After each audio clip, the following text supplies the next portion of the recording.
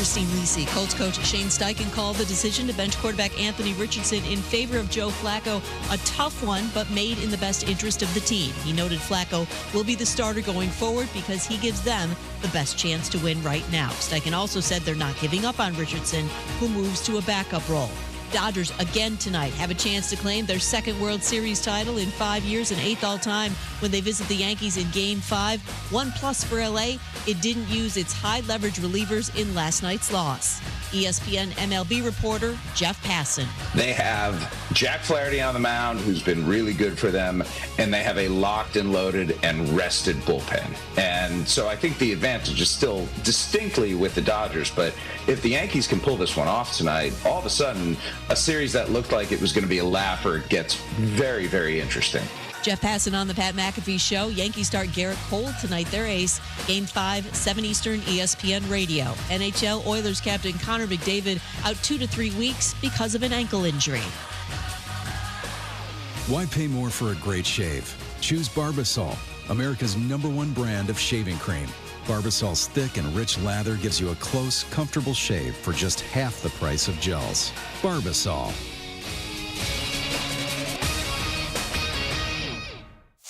Matt Moscona. I'm very important. After further review. Say it one more time. After further review with Matt Moscona. And here we go. Live from the Mercedes-Benz of Baton Rouge studio. Let's rock! Go!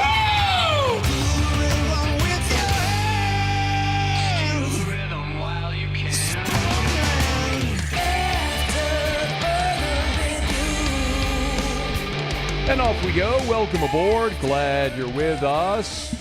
It's AFR, presented by Pluckers. I'm Matt. This is Shaq O'Neal, and I hate Matt. Paul O'Neal. They're chanting Paul O'Neal's name.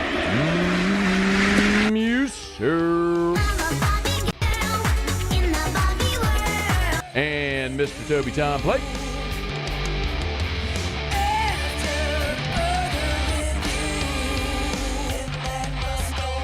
All right, we're here. Glad you are as well. Get out there and make it a good one. Oh, by the way, it's a hump day.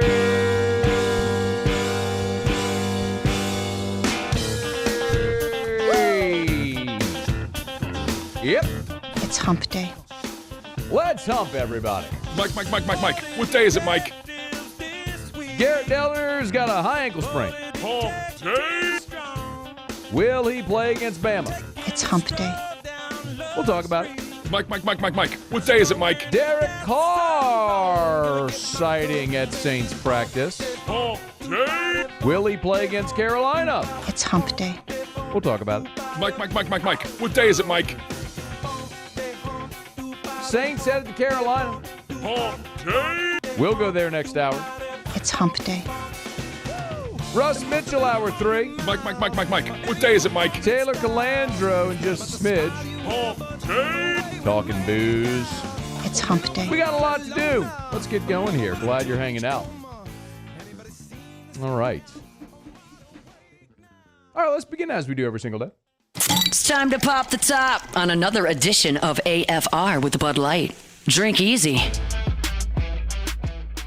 Open date for LSU, but Tigers hit the practice field. Mostly a recovery-type week for LSU, working on self. Next week, they really start to get started on the Crimson Tide. Brian Kelly even noted that on Tuesday at practice, LSU had sort of a scrimmage for the young guys. Let the freshmen and some of the younger players who aren't playing very much get out there and get the competitive juices flowing.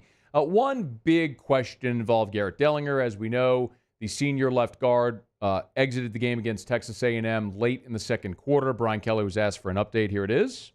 Just kind of along those lines with Dellinger, is he feeling okay? Or I know he went down. He had a high ankle sprain, so we're hoping that this week becomes a recovery week for him. So high ankle sprain. And look, I'm not an orthopedist. You all know that. But we all watch and follow enough sports. I think when you talk about the high ankle sprain, we all know that's the dreaded thing that lasts and you never really get over it. One thing that is true is sometimes with it is sort of positional. If you're a back or receiver with that high ankle, it's much more problematic because of the need to stop and plant and cut and change directions. Trey Harris is a great example of this, right? The Ole Miss wide receiver who They taped him up. They gave him a shot. Played the first half. As soon as that shot started to wear off, it got cold on him. He finished the game in street clothes. It's much more difficult.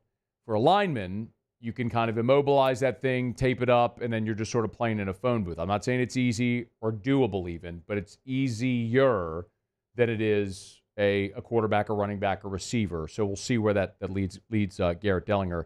Brian Kelly was also asked, and I want to follow up because I do think this is massively impactful and could potentially be massively impactful for the game a week from Saturday. But Brian Kelly was asked when Dellinger left the game on Saturday against Texas A&M and Paul Mabenga went in at left guard. Remember, Tyree Adams was the sixth offensive lineman. Basically, if anybody went out other than at center, Tyree Adams was going in. Well, before the Ole Miss game, Tyree Adams injured, had the sports hernia surgery, so he's out. Mabenga is your next guy on the interior. Bo Bordelon's your next guy at tackle. So Kelly was asked, how much did the Dellinger injury impact the run game?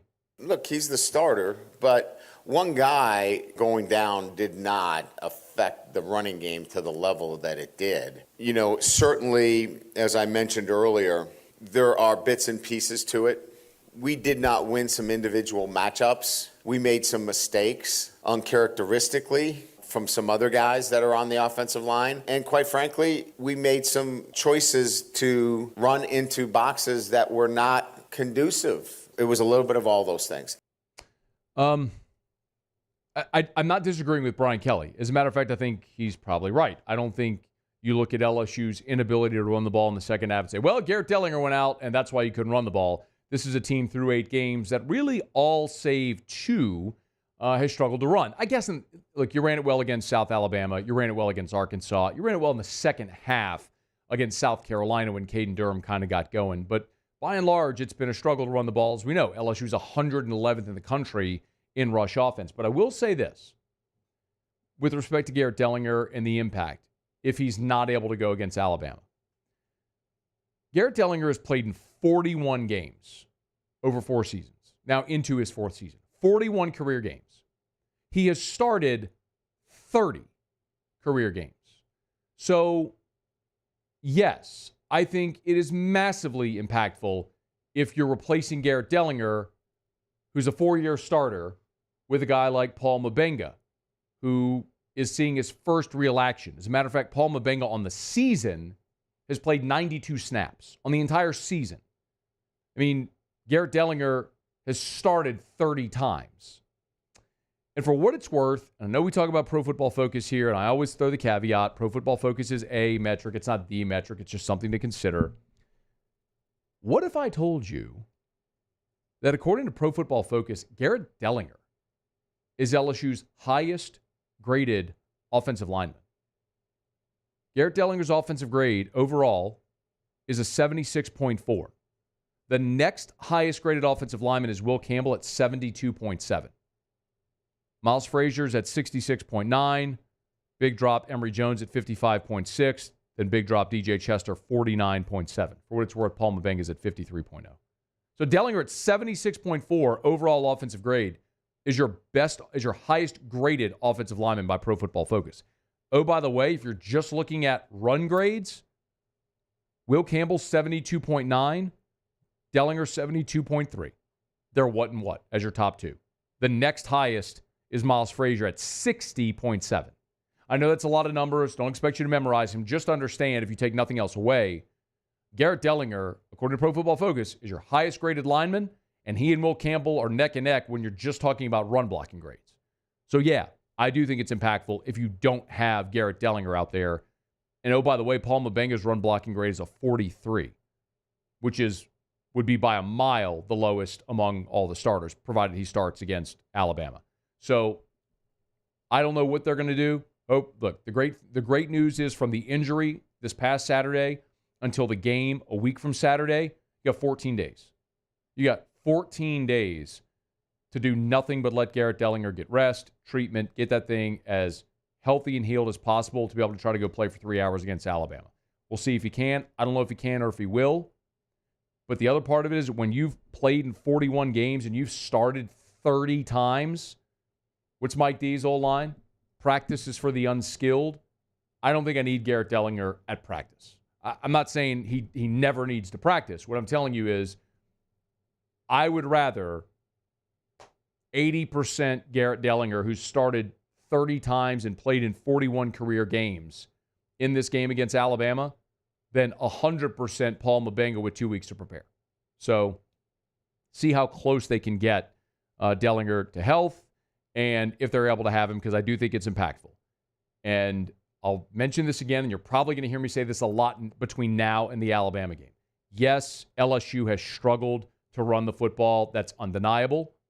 They're 111th in the country in rush offense, but Alabama is 68th in rush defense. That is, by far, the worst rush defense you will have faced up until this point in the season. Ole Miss is first in the country in rush defense. A&M's 12th. South Carolina's 16th. Arkansas's 8th. UCLA's 13th. South Carolina's 16th. A&M is 18th. You got 4 of the top 18 run defenses in the country that you've already faced. Again, we had high expectations. I expected LSU's rushing offense to be much better. But they have struggled, but they've also struggled against really good run defenses. This will be, a week from Saturday, statistically, the worst run defense you face. So you got a fairer fight, more on par with what you've been. See if they can take advantage of getting healthy and getting ready to go roll against Alabama in Tiger Stadium a week from Saturday. All right, Show Open Every Day is brought to you by Bud Light. Drink easy in Louisiana with the great taste of Bud Light. The official beer of the LSU Tigers, the official beer of the New Orleans Saints, the official beer of us here at After Further Review. And I love telling you every year when I get the opportunity when we talk about Bud Light, because Bud Light for years now has been partnered with Folds of Honor. And you probably saw this past weekend on all the NFL games, the Folds of Honor ads that ran on all the NFL games. And it's such a cool thing because for more than a decade now, Anheuser-Busch, Bud Light, Budweiser have been partnered with Folds of Honor, to create scholarships for fallen heroes of our military and our first responders. And Bud Light and Anheuser-Busch has been a part of that for well over a decade now, raising tens of millions of dollars, which is just awesome. So few things better that you can imagine than supporting military families. And we're proud to tell you about it. So when you're at the store here over the next few months, make sure you check out the Bud Light and Budweiser Folds of Honor cans and bottles. Remember, Bud Light donates 24 cents to Folds of Honor for every case sold from June 1st to July the 31st. So forgive me, that was from the summer. My apologies. That was an old copy. But anyway, we're glad to have you aboard with us here. Again, drink easy with the great taste of Bud Light. All right, let me knock out a quick break. We'll come back and switch gears. A familiar and welcomed return to Saints practice. Derek Carr was back on the field. What should we make of it? We'll talk about it next. It's AFR. AFR. Brought to you by River City's 1 Hour Air, where they're always on time or you don't pay a dime. 752-0001, 752-0001, 752-0001, or 1hourbr.com. Y'all, preseason heater safety check. Have you done it yet? Make sure you call River City's 1 Hour Air, 752-0001, 752-0001. Call right now. If you haven't done it yet, call. You're driving in your car, you're at home, at your office, whatever, call right now. I'm giving you the number. You've heard me talk about it. It's time. Don't let the cold weather come when you're cranking on your heater before you've had that thing cleaned, tuned up, and checked to make sure that it's safe to run during the cold weather months. It's River City's 1 Hour Air. Mention the show. Mention the Moscona special. They'll knock $30 off that heater safety check. But whatever you do, make sure you get this done. 752-0001, 752-0001 for River City's 1 Hour Air, where they're always on time or you don't pay a dime.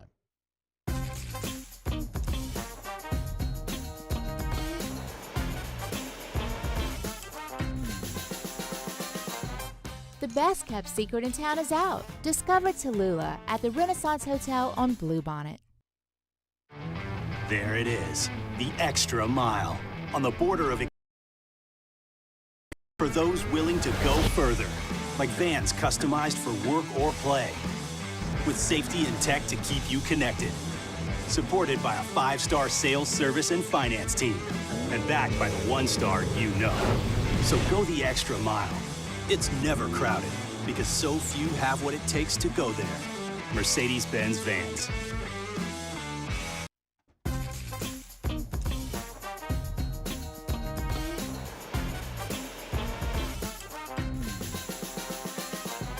The best kept secret in town is out. Discover Tallulah at the Renaissance Hotel on Bluebonnet.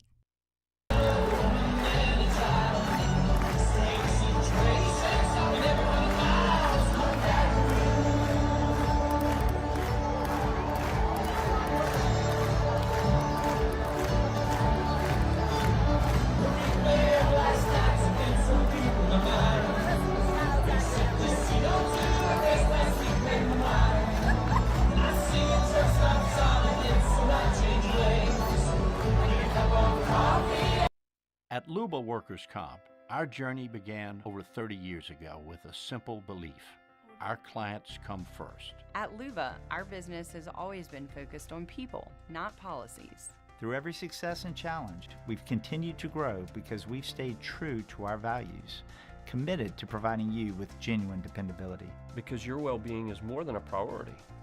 It's our purpose.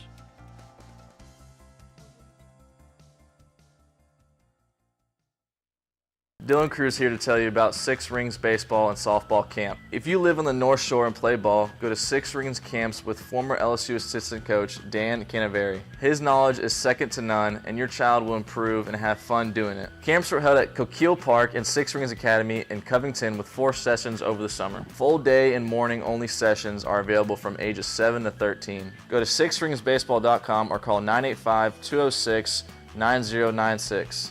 Learn the game to love the game. Breck teamed up to reimagine your parks, and you imagined big. With your help, we went to work, creating 12 beautiful community parks across the parish. A family-sized water park, miles and miles of trails, and parks just for your dogs. There are more places to splash, to explore, to run wild, and even soar. You imagined, we delivered.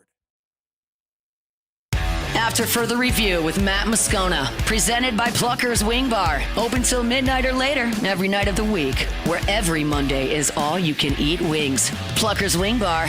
If you don't like our wings, we'll give you the bird. I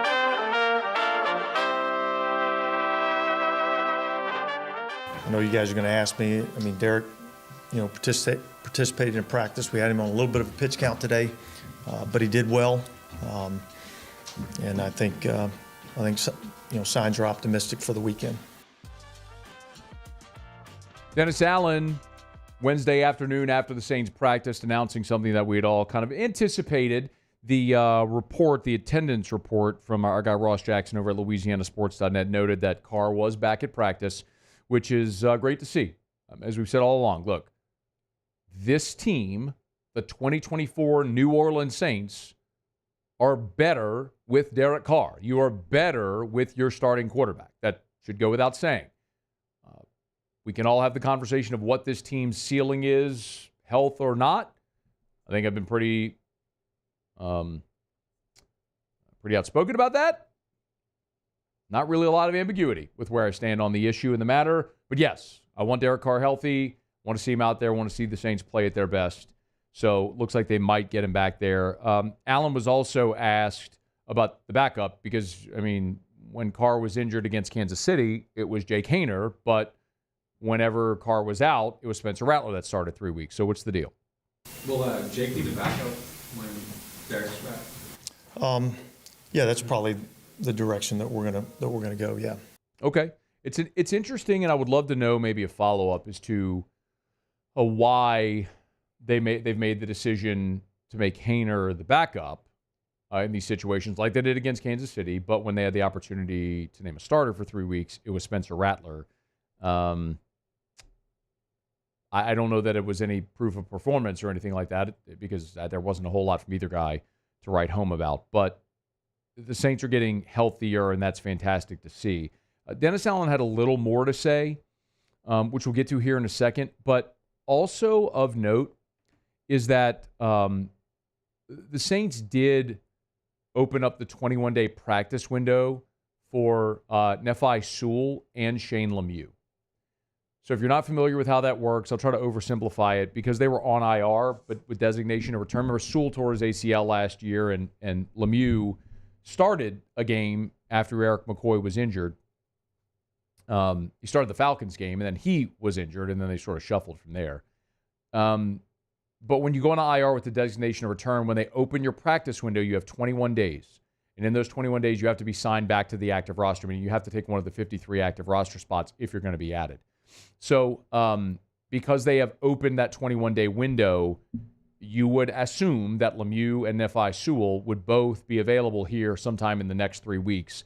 And I'm not telling you that Shane Lemieux returning to the Saints offense is all of a sudden going to make them the juggernaut they were in the first 2 weeks of the season. I think a big part of what they were in the first week, scoring 47 against Carolina, was you were going against Carolina, which is averaging 35 points per game allowed to this point. Or maybe it's 34.9, I think is what it is. We talked about it earlier in the week.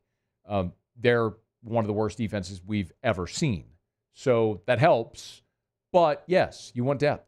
You want veteran depth. You want experience. I mean, we've seen the MASH unit on the offensive line, and if you tell me if someone goes down, I can go to a veteran like Shane Lemieux instead of someone like Landon Young or Nick Saldiveri, who have proven not to be really good options for you, sure, I would absolutely prefer that. So the Saints are getting healthier. The next domino to fall will be Eric McCoy. Specifically with Derek Carr, though, Dennis Allen was asked about Carr's range of motion, sort of the comfort in throwing the football, because that was kind of his issue with that abdominal injury, was he just couldn't turn and get anything behind the football. Yeah, look, I mean, like I said, I thought he looked good in practice today. We'll see how he feels tomorrow, but it was encouraging. So Derek Carr is one piece of Sunday's game in Carolina that's very interesting. The other thing that's pretty interesting is what Dave Canales told reporters, and this was I'm looking at it here on Twitter from Rappaport, but apparently this was Dave Canales, the head coach there in Carolina, who has announced that Bryce Young will again start this week, and that Andy Dalton is expected to be the backup. So if you missed the word, Dalton was in a car wreck, and he was injured. That cost him the opportunity to start last week. Bryce Young was back under center after a couple of week hiatus when he was benched in favor of Andy Dalton.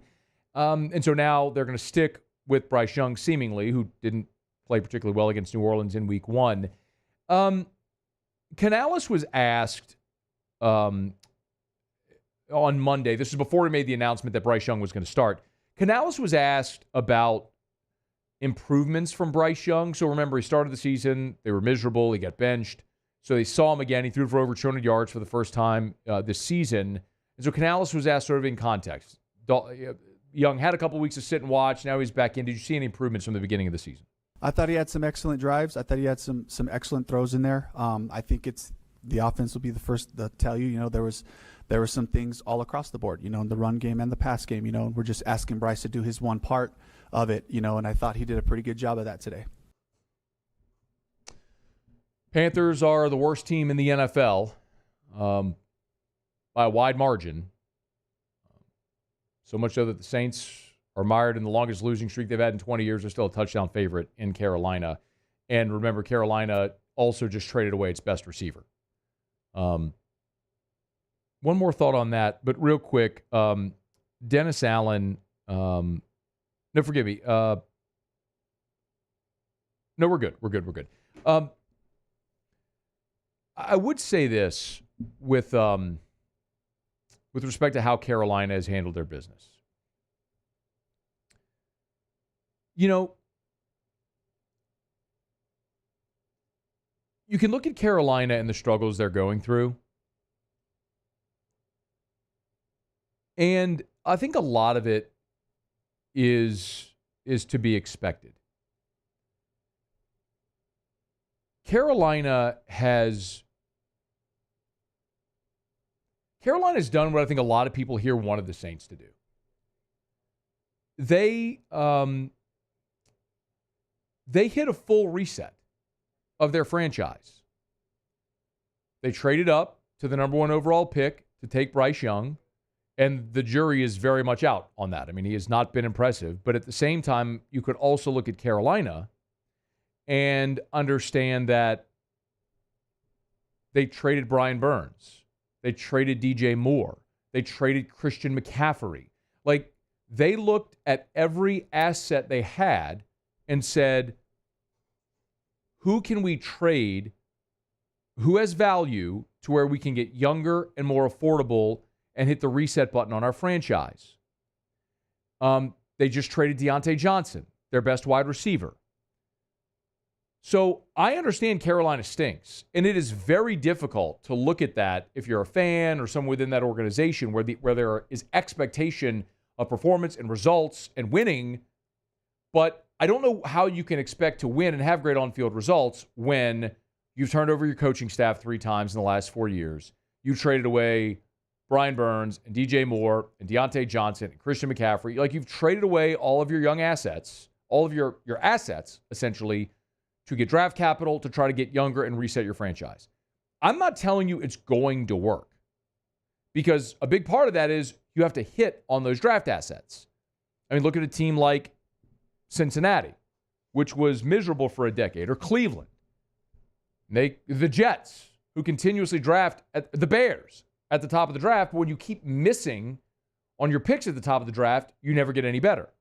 So yes, there's part of that, which is you have to hit on those picks to get better, but you're investing in your future, acknowledging what you are, and that there's not an easy road. There's no sort of escalator to the top. You got to go take the stairs. And part of me admires it because they recognize what they are and they're trying to do something about it. Now, their owner's crazy, but at least they are acknowledging what they are and trying to gain assets. You could see the path forward, at least the strategy. With the New Orleans Saints, it's hard to acknowledge that strategy exists. So, 2 franchises at the bottom of the NFL right now, but they've taken very different paths to get there and with very different approaches of how to get out. Saints and Panthers Sunday in Carolina. All right, brought to you by Parish Construction and Roofing, parishbuilt.com, parishbuilt.com. Do business with someone you know, Parish Construction and Roofing. That's me, Terry O, Richard Tilley, Joe Morales, Trent Davis, our great staff, our great crews. We'd love to help you out. Give you that free, no-obligation roofing inspection. Y'all, when it rains, tell you all the time, there's only 2 ways to know if you got roof damage. 1, you'll let us come do a free, no-obligation roofing inspection. And number 2, you wait for it to rain, and then you get water in your house, and you realize you got a hole in your roof. Let us come give you a free, no-obligation roofing inspection. You don't have to be home. We will be not intrusive at all. It costs you nothing. By the way, if anybody ever tries to charge you for a roof inspection, run the other way.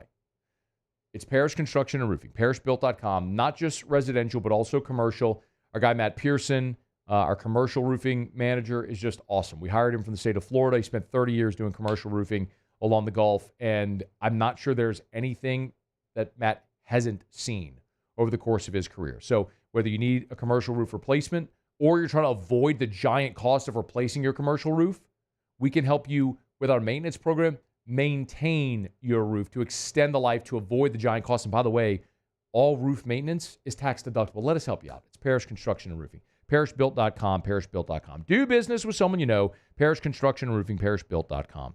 Okay, y'all, it's after further review. Taylor Calandro in 15 minutes from right now. Get your booze questions in. We'll get your questions for Bourbon Dictionary. We will go to Carolina in 45 minutes. Our buddy Julian Council will be here. Give us a thumbnail on the Panthers now with the news that Bryce Young is going to start against the Saints Sunday. Russ Mitchell will be here in hour 3. And we will also in 30 minutes, I want to go a little deeper dive into something we scratched the surface on with Shea yesterday, which was the word out of Ann Arbor that Michigan is cranking up the recruiting intensity on Bryce Underwood, the LSU commit, the number 1 player in the country for 2025. I got some thoughts on that. We'll get to it here in about half an hour. It's AFR. AFR. Glow Resources, they are complete employer solutions. If you're looking to hire, you're having trouble finding the right people, you need Glow Resources. GLO, glowresources.com. Whether it's skilled blue-collar workers, whether it is anybody in an office job, their professional placement division can help. If it's the executive level assistant controllers, plant managers, scheduling assistants, basically any type of office job, accounting, HR, marketing, managerial, or supervisor roles at Glow Resources, They do it all, and they can move quickly based on your timeline. It's Glow Resources. They're also just really fun to work with, and you'll understand that from the first conversation you have with them. Their process is awesome. It's fail-proof. They examine what your needs are. If you've used third parties before, based on your criteria, they'll analyze their network to see what lines up. Let Glow Resources show you the difference, how they can make you more efficient. GLO, glowresources.com.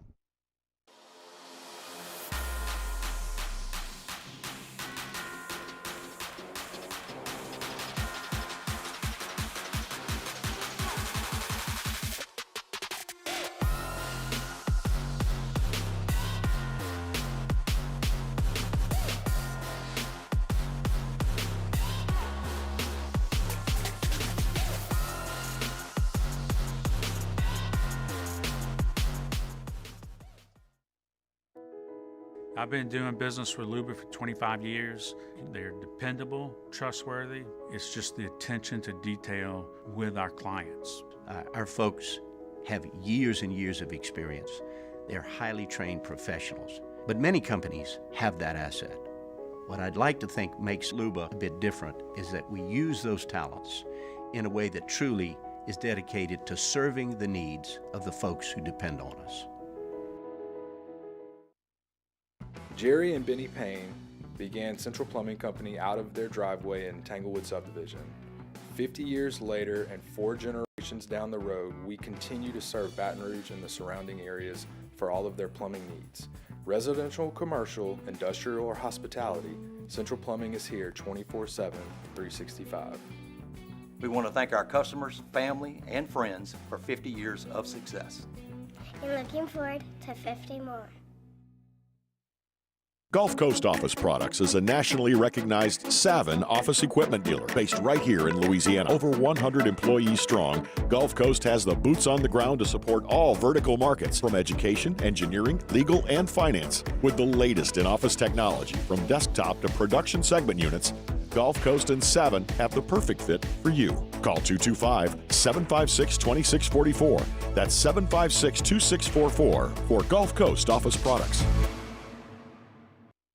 Dylan Cruz here to tell you about Six Rings Baseball and Softball Camp. If you live on the North Shore and play ball, go to Six Rings Camps with former LSU assistant coach Dan Canaveri. His knowledge is second to none, and your child will improve and have fun doing it. Camps are held at Coquille Park and Six Rings Academy in Covington with 4 sessions over the summer. Full day and morning only sessions are available from ages 7 to 13. Go to sixringsbaseball.com or call 985-206-9096. Learn the game to love the game. Breck teamed up to reimagine your parks, and you imagined big. With your help, we went to work, creating 12 beautiful community parks across the parish. A family-sized water park, miles and miles of trails, and parks just for your dogs. There are more places to splash, to explore, to run wild, and even soar. You imagined, we delivered. With Matt Moscona, presented by Plucker's Wing Bar. Open till midnight or later every night of the week, where every Monday is all you can eat wings. Plucker's Wing Bar. If you don't like our wings, we'll give you the bird.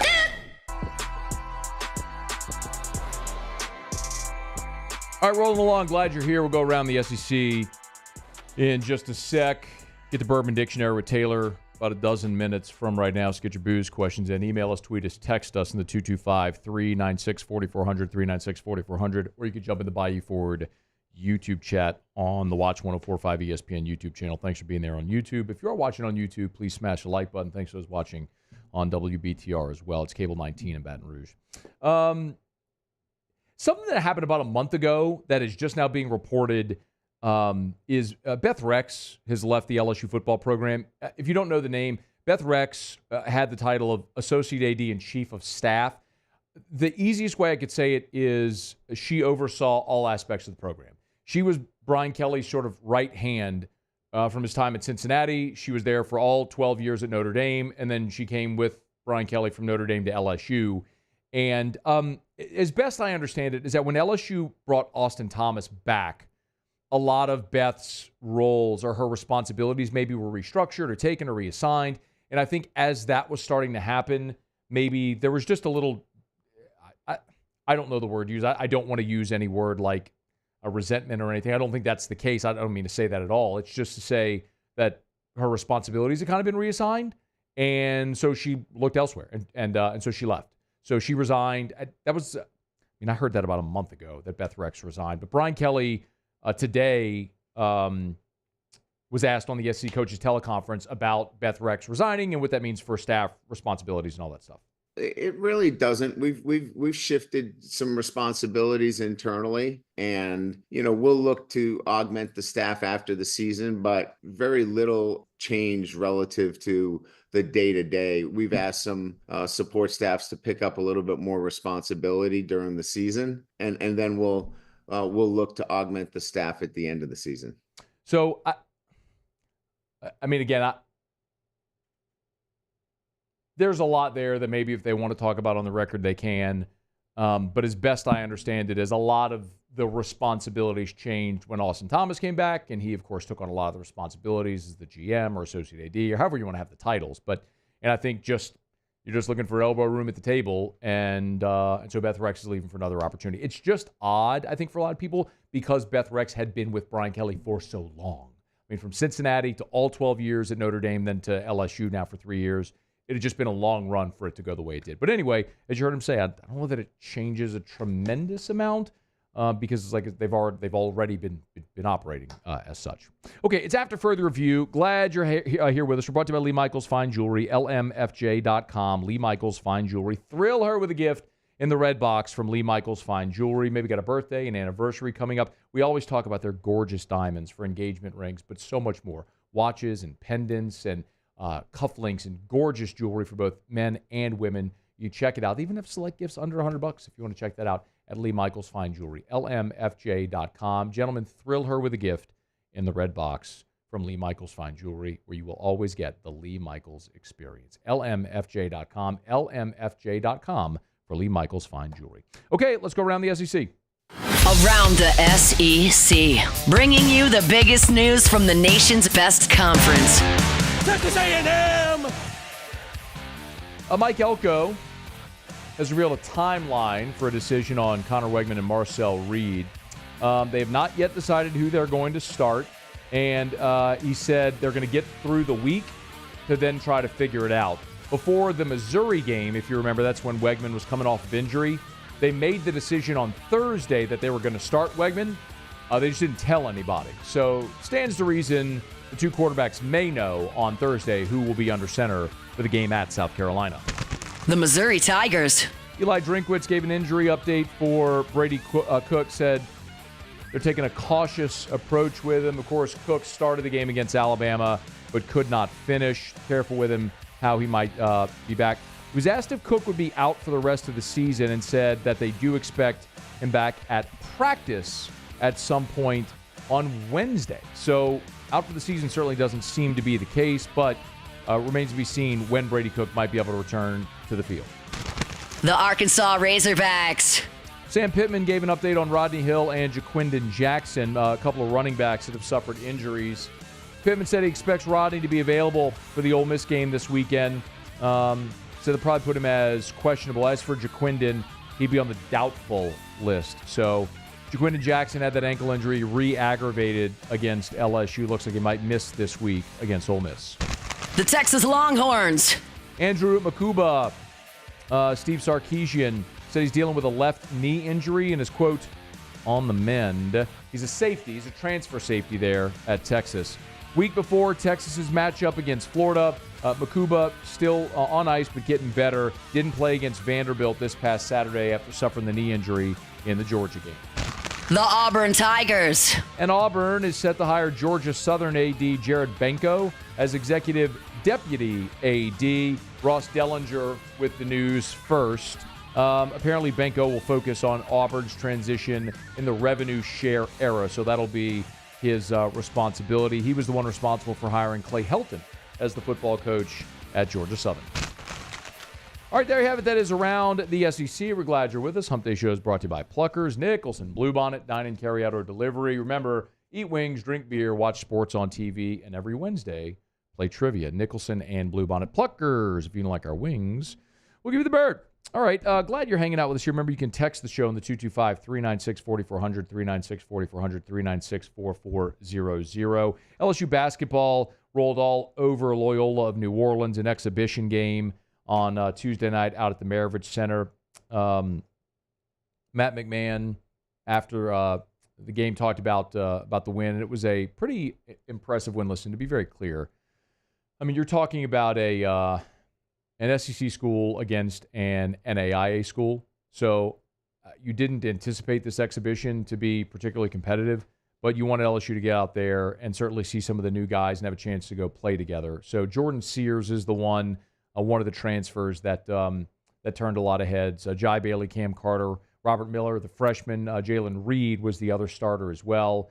Derek Fountain still getting through injury, but good to see him get out there, stretch it out a little bit. Got started to a 37-4 start for LSU as they sort of just boat raced Loyola of New Orleans. 110-48 was the final, but Sears was the impressive guy running the point, and that's a name that I think we're going to get to know as LSU progresses through this basketball season. So Tigers off to a good start, and counting down. They open the season November the 6th against ULM at the Maravich Center. Okay, it's after further review. Let me knock out a quick break. We'll come back. Bourbon Dictionary with Taylor Calandro to get your booze questions in, and here in about 20 minutes from right now, I'll go a little deeper dive into that story from On3, the report from On3 that Michigan is ramping up its recruitment for Bryce Underwood, the number one quarterback, number one player in the country for 2025. We'll get to that here in about 20 minutes. It's AFR. AFR. AFR is brought to you by the Watermark Hotel and the Renaissance Hotel, two amazing hotel properties. Watermark downtown, the Renaissance Southtown. Of course, Southtown, we're talking that area right there on Bluebonnet, across from the Mall of Louisiana and Perkins Row. The thing I love about Renaissance hotels, if you're not familiar just with those, every Renaissance hotel is unique to the market. So all of the finishes of every Renaissance hotel, if you go, like, for example, to the Renaissance in Las Vegas, there's a lot of, like, decor with wallpaper and flooring and everything that's all dice and casino and Vegas related. In Baton Rouge, it's gorgeous. You look behind the front desk and you'll see that sculpture. That's a 2-scale replica sculpture of the Mississippi River and all of its tributaries. If you go into the rooms there at the Renaissance Hotel, the wallpaper is like this Cajun dictionary wallpaper. If you're walking through the lobby, you'll see the carpet. The designs are like crab traps. There's these sculptures which are supposed to be hatching pelican shells. Everything is thought. It's gorgeous. You have to experience it. The Renaissance Hotel. When it comes to ending cancer, we push forward, always working together for you. That's why our cancer experts at Ochsner have clinically integrated with MD Anderson Cancer Center. This means advanced cancer care, including access to life-saving clinical trials and integrating care to treat the whole you. Introducing Ochsner MD Anderson Cancer Center. Long live you. Gulf Coast Office Products is a nationally recognized Savin office equipment dealer based right here in Louisiana. Over 100 employees strong, Gulf Coast has the boots on the ground to support all vertical markets, from education, engineering, legal, and finance. With the latest in office technology, from desktop to production segment units, Gulf Coast and Savin have the perfect fit for you. Call 225-756-2644. That's 756-2644 for Gulf Coast Office Products. There it is, the extra mile, on the border of expected and extraordinary, for those willing to go further, like vans customized for work or play, with safety and tech to keep you connected, supported by a 5-star sales, service, and finance team, and backed by the 1-star you know. So go the extra mile. It's never crowded, because so few have what it takes to go there. Mercedes-Benz Vans.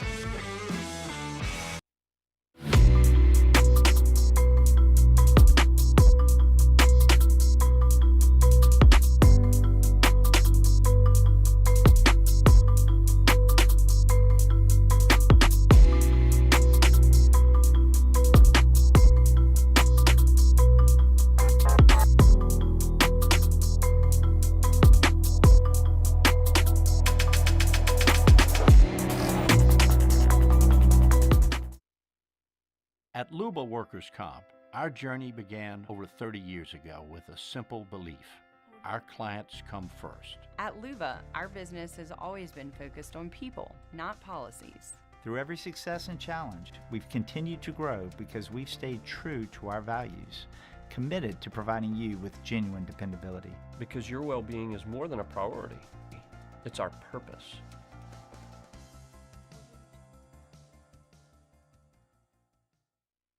Electricity is all around us, and our families depend on it. Every day is sparked by the power of a cold drink or a warm meal, a movie night, and a comforting light at the end of a dark hallway. From sunrise to sunset, playtime to bedtime, our team is ready to take care of your electrical needs, even in the case of an after-hours emergency. After Further Review with Matt Moscona, presented by Plucker's Wing Bar. Open till midnight or later every night of the week, where every Monday is all you can eat wings. Plucker's Wing Bar. If you don't like our wings, we'll give you the bird. They're the gang with the slang. Keep it 100. I don't know what you're talking about. This is Bourbon Dictionary with Matt Moscona and Taylor Calandro. I don't understand. Yo, dude, how are you? I'm good. How are you? Man, I'm doing awesome. Fired up. I was kind of hoping, man, that little nipple fall we had meant we were on to cooler temps and I'd be sipping a little whiskey drink every night, but it's 85 degrees right now, so maybe actually not. It hasn't been very good out there. Nah, I know, but it's the calendar says it's hunting season out there. So is the hunting any good right now? Oh yeah, man. I mean, there's stuff coming in every week now. We got some Crown Blackberry today again. Hey, yeah. Hey. That's the stampede. That's the stampede over to the store right now. It's so funny, but it's true. And we got some more Fortaleza too, which is tequila, but it may as well be Blanton's because that's how hard it is to get now. Oh, really? What is it again? Fortaleza tequila. Fortaleza. I don't know what that is. Forteleza. Fortaleza. Okay, got it. It's just really good. Additive-free tequila that has caught fire the past few years, but it's become really allocated. And we get it every now and then. Anything else new? We got Baker's 7-year high rye. I haven't got to try it. I love regular Baker's, but I haven't got to try this one. It's $75, same price as regular Baker's 7-year, but this is the high rye recipe. So check that out. Can you explain what a high rye is? Yeah, so I mean, the high rye means the small grain. The filler grain is heavy rye. So bourbon is at least 51% corn, and then they'll use rye or malted barley or wheat, even different grains to fill. But this is a heavy rye mash bill, so it's going to be a little spicier than normal Baker's probably. And that's what you get out of a high rye mash bill generally, is a spicier flavor profile. What about beers? Nothing really new. We still have some West Coast Ghost left. If you haven't tried that, I heard it's good. It's just really different from what Parrish generally does as far as IPAs go. And still a bunch of Oktoberfest beers, and we're actually starting to get Christmas beers now too. So what's a characteristic of a Christmas beer? Well, generally they're darker, amber, like mulling spice style things in there. The Christmas beer that I really, really love, and it's not really a traditional Christmas beer. I talk about it on the show sometimes. It's Shiner Cheer. Pecan and peach, I think, is what's in there. But it's really good. I mean, Christmas beers are supposed to just make you feel warm. Why are we talking about Christmas beers? Tomorrow's Halloween. I know, man. But look, I actually, every Sunday I take Drew to the mall. He likes to go. So we ride the elevators and, we walk around. He just likes that. And one of the department stores, they've had their Christmas stuff up. I mean, the last 4 weeks we've been there. So since the beginning, late September or early October, they've had their Christmas stuff up already. So I've sales reps that tell me Walmart has Valentine's stuff staged in the back of their warehouses. It's so good. Somebody told me that this week. It's just wild, man. Oh man! All right, Corporate America. No doubt, man. And they know. They know their market testing. All right, let's get to your questions. You can email us, Matt at 1045ESPN.com. You can tweet us at Matt Moscona. You can jump in the Bayou Forward YouTube chat in the Watch 1045 ESPN YouTube channel, or you can text in the 225-396-4400, 396-4400, 396-4400. Lots of ways you can get your questions in. Let's see. We'll start off with Jason, who said, ask Taylor, I'm heading to Florida Keys tomorrow for my wife's and my 25th wedding anniversary. Any good rums you can recommend to try while I'm down there? Congratulations, by the way.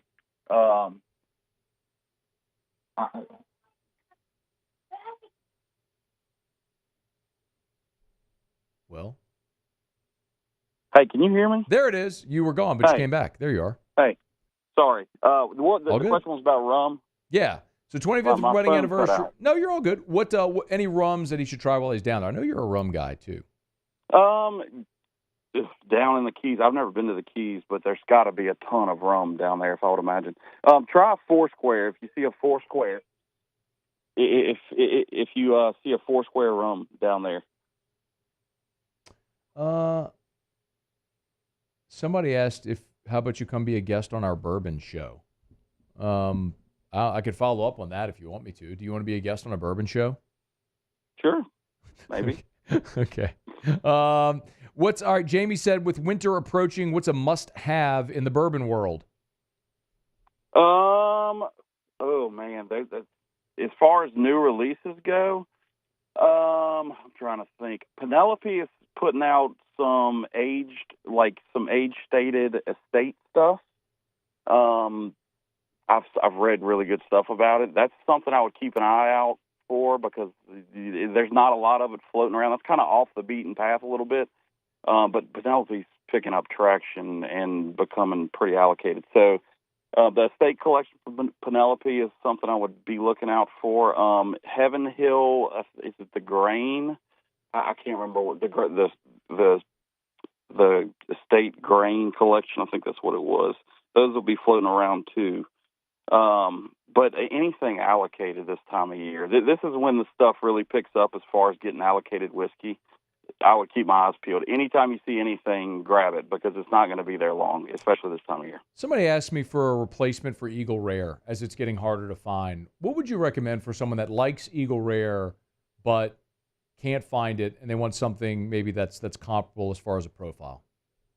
I'm trying to think. A good 10-year would be like McKenna. It's similar-ish. It's more expensive, though. Yeah. Elijah Craig, just a regular Elijah Craig, I like a lot, too. And it's around the same proof, too. And around the same year as well. What about just the standard Buffalo Trace offering? Because that is that's the same mash bill, isn't it, Taylor, as Eagle Rare? Yeah, it's just younger. Yeah, it's good. I mean, for the price, it's great. Yeah. I mean, if you find Buffalo Trace, what are you talking, $25 for a fifth? Yeah, I mean, everything's climbing, but it's Still. about 25. Yeah, around $25. Yeah. Tony said, please ask Taylor, what are some really good holiday flavored cordials? Holiday flavored cordials. I'm trying to. What's think. a cordial? Like a liqueur, sort of. Okay. Yeah, I mean, it's such a weird question. Holiday cordial. I'm gonna have to think about that. But yeah, it's like a liqueur of some sort. This guy. Oh, here you go. He sent something from Key West. Key West Legal. Something First Legal Rum Distillery. Apparently they do a tasting there. That's from Garrett. So shout out to the guy that's going down to Key West. There's a rum tasting place you can go down there. Anyway, I've never been to Key West. That's on my list of places to go, though. What do you think about pineapple finished rum? Last one. I eat fresh pineapple for lunch every day, so I'm gonna say I love pineapple flavored rum. Every day? Every single day I eat fresh pineapple. All right. Well. I'm going to put that down as my what we learned today. We haven't done what we learned on the show in months, but at the end of the show, I'll ask any Calandro employee. I eat fresh pineapple for lunch every single day. Every single day. Is that the only thing you eat? Oh no! I mean, I eat a couple other things, but that is part of it every single day. He is Taylor Calandro. It's Bourbon Dictionary. He joins us every single Wednesday here on a Whiskey Wednesday to answer your booze questions. Thanks, dude. Thanks, Matt. All right, be well. We're brought to you by Relief Windows and ReliefWindows.com. Energy-efficient replacement windows, beautiful entry doors, hardy plank vinyl siding. They do it all. I tell you so much about all the stuff that Relief Windows does, but, I mean, how about something like the noise-canceling windows? I told you when we took Drew home from the hospital 10 years ago when he was a baby, his room in our house at the time faced the street, and so we wanted it to be quiet. So one of the first things we did was we had them install one of those noise-reducing windows. So just something to keep in mind. You want to make your home more soundproof? They can help with that as well, along with adding extra layer of security, beautifying, making it more energy efficient. They do it all. They're better than anyone. It's Relief Windows and ReliefWindows.com. Windows, door siding. Oh, yeah, they do shutters as well. Relief Windows and ReliefWindows.com. Okay, y'all, we're not going to quick break. When we come back, there's a report from On3 that Michigan is ramping up their recruitment of Bryce Underwood. What do we make of it? We're talking about it next. AFR. Y'all, we're moving through the end of the year. It's a great time to remind you about First South Farm Credit. Maybe buying some timberland is a good tax write-off for you. I would highly recommend talk to your CPA first. No promises here or guarantees, but there's a lot of people that buy timberland as an investment property. Maybe that's for you. First South Farm Credit can help. Since 1916, and we're talking about more than 100 years, First South Farm Credit has done one thing. They help Louisianians buy land. Now, they can help you buy land in any of the contiguous 48. So if you want to buy a piece of property in Colorado, but do business with someone that sounds like you and lives where you live, you can do it with First South Farm Credit. Or you want that hunting property in Mississippi, they can help you. FirstSouthland.com, FirstSouthland.com.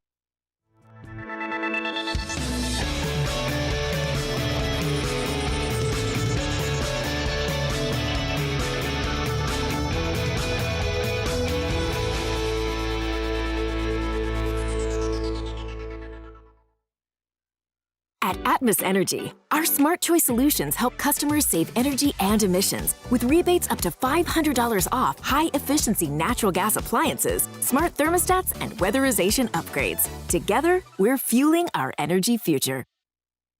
The Windsor Senior Living Community in Mandeville, Louisiana is a beautiful, vibrant apartment community geared toward seniors. They are nestled right in the heart of Mandeville, where seniors live a more carefree lifestyle in spacious apartments with the peace of mind that comes from having a little extra help. Call the Windsor at 985-624-8040 to schedule a lunch and tour. Come see how the Windsor can be your passport to peace of mind.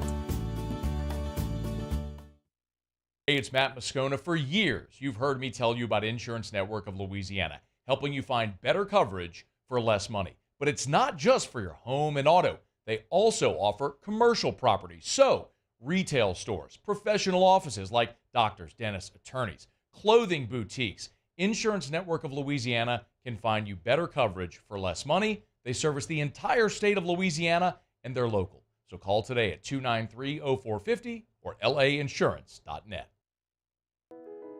I've been doing business with Luba for 25 years. They're dependable, trustworthy. It's just the attention to detail with our clients. Our folks have years and years of experience. They're highly trained professionals, but many companies have that asset. What I'd like to think makes Luba a bit different is that we use those talents in a way that truly is dedicated to serving the needs of the folks who depend on us. Jerry and Benny Payne began Central Plumbing Company out of their driveway in Tanglewood subdivision. 50 years later and 4 generations down the road, we continue to serve Baton Rouge and the surrounding areas for all of their plumbing needs.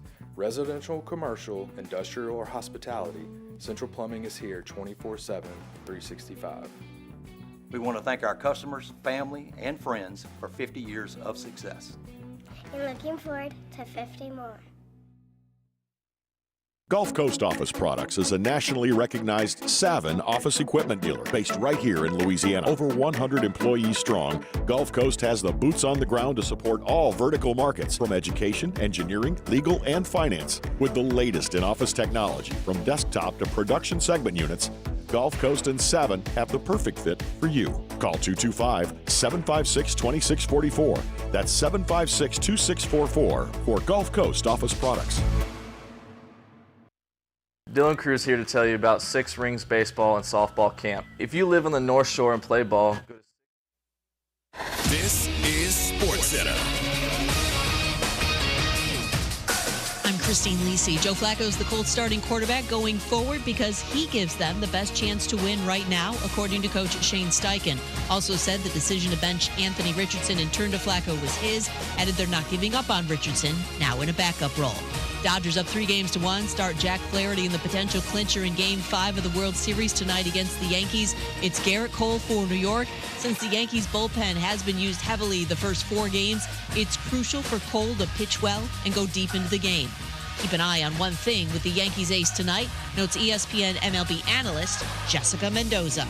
I want to see him elevate the fastball. This is a huge part of his game, but he's got to do it against the Dodgers. This has been the pitch that they've chased. They don't chase a whole lot, but they will chase velocity up in the zone. This has been the weakness for them. When it is elevated, that has been what the Dodgers have struggled with. No one does it better when you look at the Yankees rotation than Garrett Cole. Jess Mendoza on Get Up, Game 5, 7 Eastern, ESPN Radio. NHL Oilers star Connor McDavid with an ankle injury expected to miss 2 to 3 weeks. Why pay more for a great shave? Choose Barbasol, America's #1 brand of shaving cream. Barbasol's thick and rich lather gives you a close, comfortable shave for just half the price of gels. Barbasol.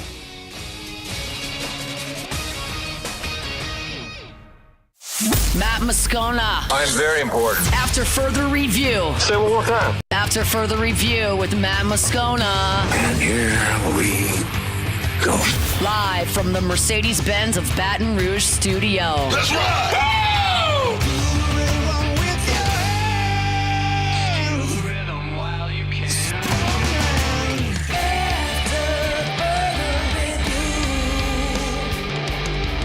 Hour 2. Off we go. Welcome aboard. Glad you're with us. AFR presented by Pluckers. I'm Matt. You're a loser, Matt! Hey, shut up, kid. Paul O'Neill. They're chanting Paul O'Neill's name. Yes, sir. And Mr. Toby Tomplay.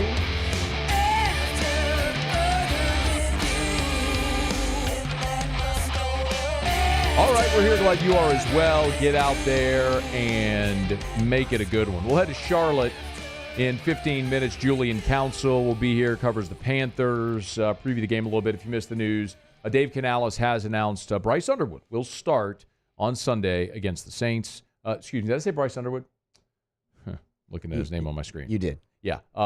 He's not going to start for the Panthers. He will not. Although, if he did, the Panthers might actually be better with Bryce Underwood than with Bryce Young. Potentially. A former first-round pick to potential future first-round pick? Maybe. We'll see. Anyway, so we'll talk about that with Julian here in about a dozen minutes from right now. Russ Mitchell, next hour. Many people saw this on Tuesday, and I wanted to talk a bit about it. There's a report from Pete Nakos over at On3 that Michigan is making a late push for LSU quarterback commitment Bryce Underwood. And I don't think this is any great surprise that Michigan would not give up and would fight right to the finish line. Just a very quick recap for those, and I understand there's a lot of people who love recruiting and you're all in on it. You follow it all the time, all year round, and that's cool. The majority of fans do not. So let me give you a quick thumbnail again for those that aren't familiar. So Bryce Underwood is not only the #1 quarterback in the country for 2025, he's the #1 overall player in the country for 2025.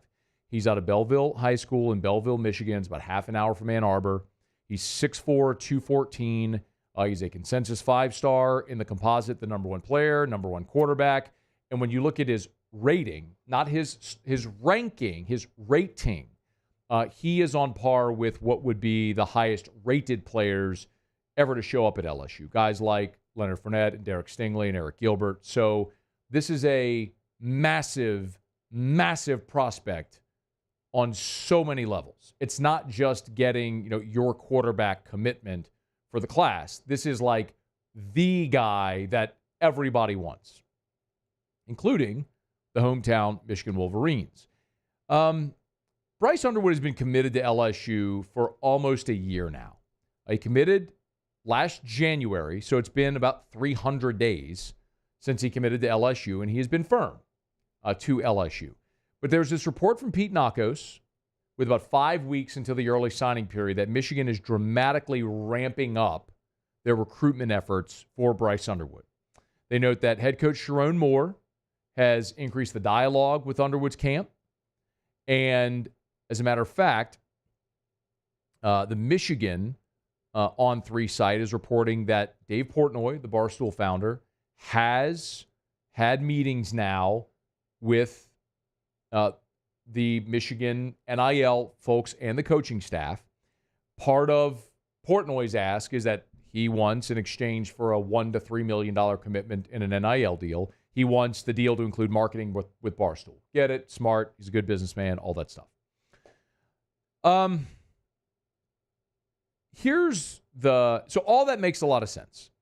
We had Shea Dixon on the show Tuesday. He's here with us every Tuesday to talk recruiting. And maybe the most telling part of the entire thing was this note that Shea made.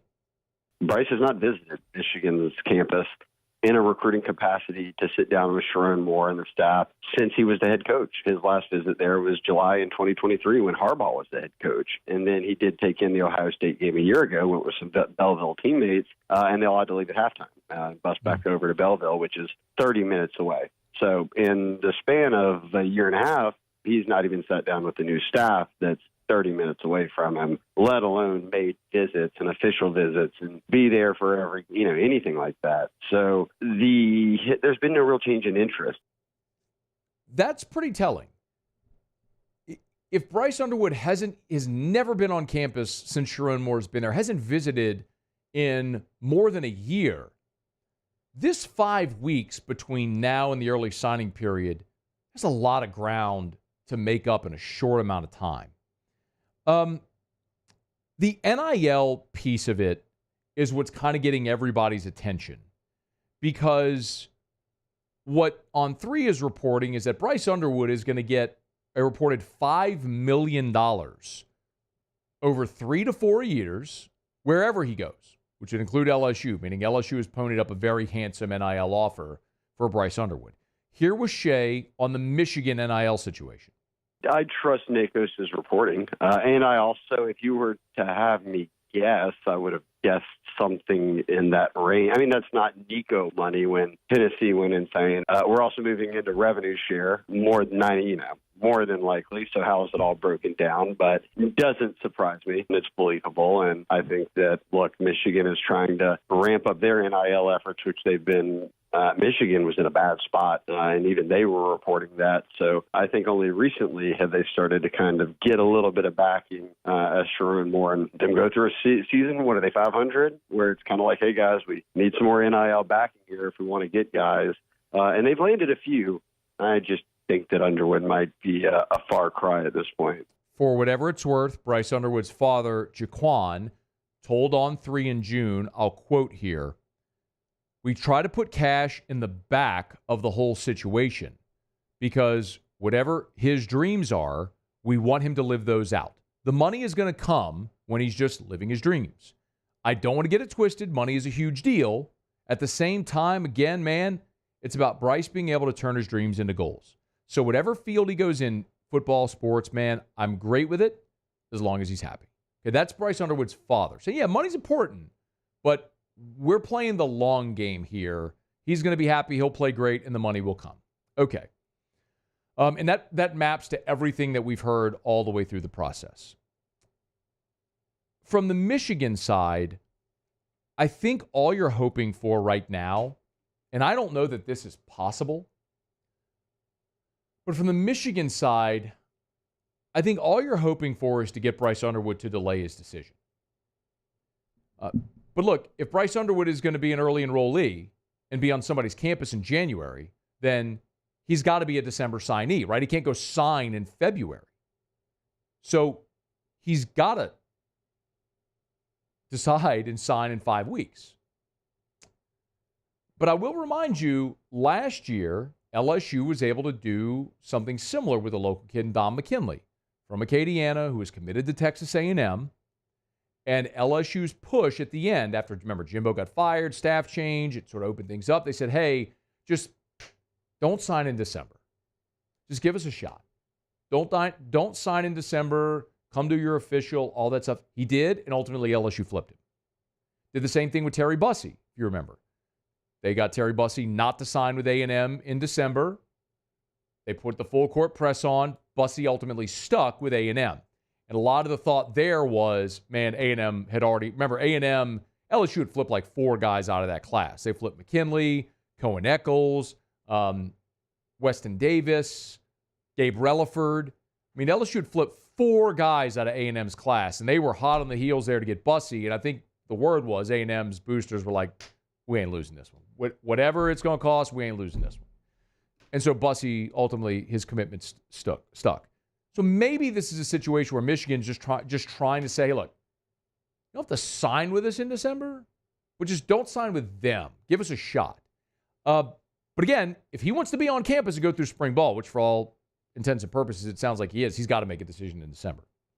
I think one thing that maybe has us looking through an LSU lens that maybe it's hard to disassociate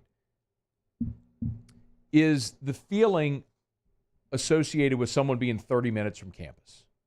Like, we all look at LSU and kids that grow up in this state that would give their arm to play for LSU, right? But we talk about it, it's the only Power 5 in a talent-rich state. A lot of kids grow up wanting to play for LSU. They want to put on that uniform. That's not necessarily the case in Michigan. That's not to say that the overwhelming majority of kids there are Michigan fans. I'm sure they are. But if you're Bryce Underwood, and in the last 10 years of your life, from the time you were, 8 to 18, you've seen Joe Burrow and Jamar Chase and Justin Jefferson and Jaden Daniels and Malik Neighbors and Brian Thomas and Kayshon Boutte, and you've seen LSU. You've seen swag surfing. You've seen Shaq on the sidelines. You've seen the hype videos in 2019. Like, there is a cachet that goes along with what LSU has been in the last decade. That's undeniable. It's not an LSU guy saying it. That's just true. I mean, for God's sakes, they just did a whole NIL documentary centered around Angel Reese, Flau'jae Johnson, Olivia Dunn, Jaden Daniels. I mean, it's pretty obvious. The culture and vibe and feel around LSU athletics. And for Bryce Underwood, that's something LSU has sold him on. The other thing I know is that he has a great relationship with Joe Sloan. For anyone who doubts, like, Sloan gets a ton of credit for developing Jaden Daniels. Bryce Underwood loves Sloan. I mean, that's a key part of this as well. He's talked about it pretty openly. He's already developed a relationship with Elijah Haven, the 2027 quarterback who was in our studio a few weeks ago. Gushed about Joe Sloan. So I look at it, and I understand why, if you're an LSU fan, you get a little uneasy because the home state school, Michigan, that won the national championship a year ago, that has a large following, great history, tradition, tons of money, why it might be a little uneasy that they might be able to convince him to stay home. But when you piece together the entirety of the puzzle, I just don't see it. I mean, nothing is ever certain in recruiting until, the ink is dry on that contract, on that letter of intent. And the letter of intent, well, there aren't letters of intent anymore, but it's faxed in. But boy, this feels like a really steep hill Michigan's trying to climb. And the last thing Shea told us was, this push that Michigan is making right now for Underwood might just be that staff trying to save face. I think right now you're hearing the Michigan side say, hey, look, we're matching in this NIL push. We're doing this and that. And how I read it, Matt, is Sharon Moore, first-year head coach in a year where Michigan is struggling, and certainly a quarterback, and the best quarterback in the past few classes, lives 30 minutes down the road. You have to at least at some point kind of say, hey, look, we tried. We haven't seen anything from Bryce's side to indicate that he is leaning elsewhere, but certainly you would expect that Michigan, and they have been all along, trying to get in this, whether it's through NIL or just relationships, but So far, it's been no real change to me. We got about 5 weeks to go before the early signing period. Tigers look firmly in control. Can they hang on, get it across the finish line? We'll be following it. All right, it's After Further Review. Hump Day shows are brought to you by Pluckers. We'll knock out a quick break. We'll head up to Charlotte. Julian Council's with us next to preview the Panthers. After Further Review. We're brought to you by Action Industries, actionindinc.com for Action Industries Incorporated, actionindinc.com. Hey, over at Action Industries, remember, they've been around since 1982. For 42 years, Action Industries servicing the petrochemical and refinery markets in our state. So you look at those dozens of plants up and down the river, Action Industries knows what those plants mean for our state's economy, and they've been servicing those people now inside the fence for 42 years. It's Action Industries. You got to check them out. One of the things that I love about learning about Action Industries is, them knowing who they are. Sometimes you need these mega contractors for these $200 million jobs. That's not Action Industries. They don't want to be that. If you have that 100-person job, that's their sweet spot, and they will super serve you and your business. It's Action Industries, a proud partner of LSU Athletics. I've been doing business with Luba for 25 years. They're dependable, trustworthy. It's just the attention to detail with our clients. Our folks have years and years of experience. They're highly trained professionals, but many companies have that asset. What I'd like to think makes Luba a bit different is that we use those talents in a way that truly is dedicated to serving the needs of the folks who depend on us. Bayou Chrysler Dodge Jeep Ram can get you in a new 2024 Ram 1500 truck for only $32,898. $32,898 for a new Ram 1500 truck. All new Bayou Automotive vehicles come with a complimentary 7-year powertrain warranty. The crew at Bayou Automotive is going to do right by you.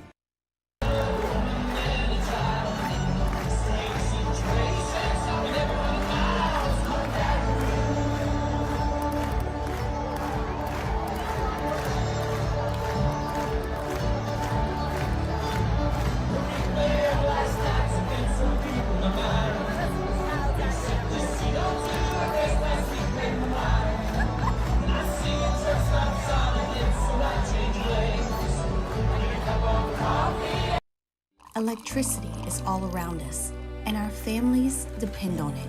Every day is sparked by the power of a cold drink or a warm meal, a movie night, and a comforting light at the end of a dark hallway. From sunrise to sunset, playtime to bedtime, our team is ready to take care of your electrical needs. Even in the case of an after-hours emergency, the light in your life shines brighter with Mr. Electric.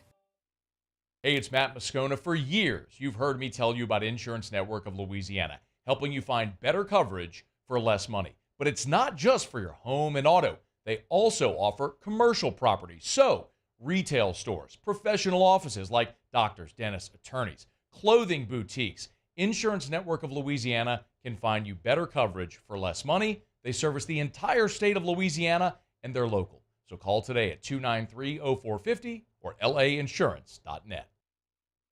Jerry and Benny Payne began Central Plumbing Company out of their driveway in Tanglewood subdivision.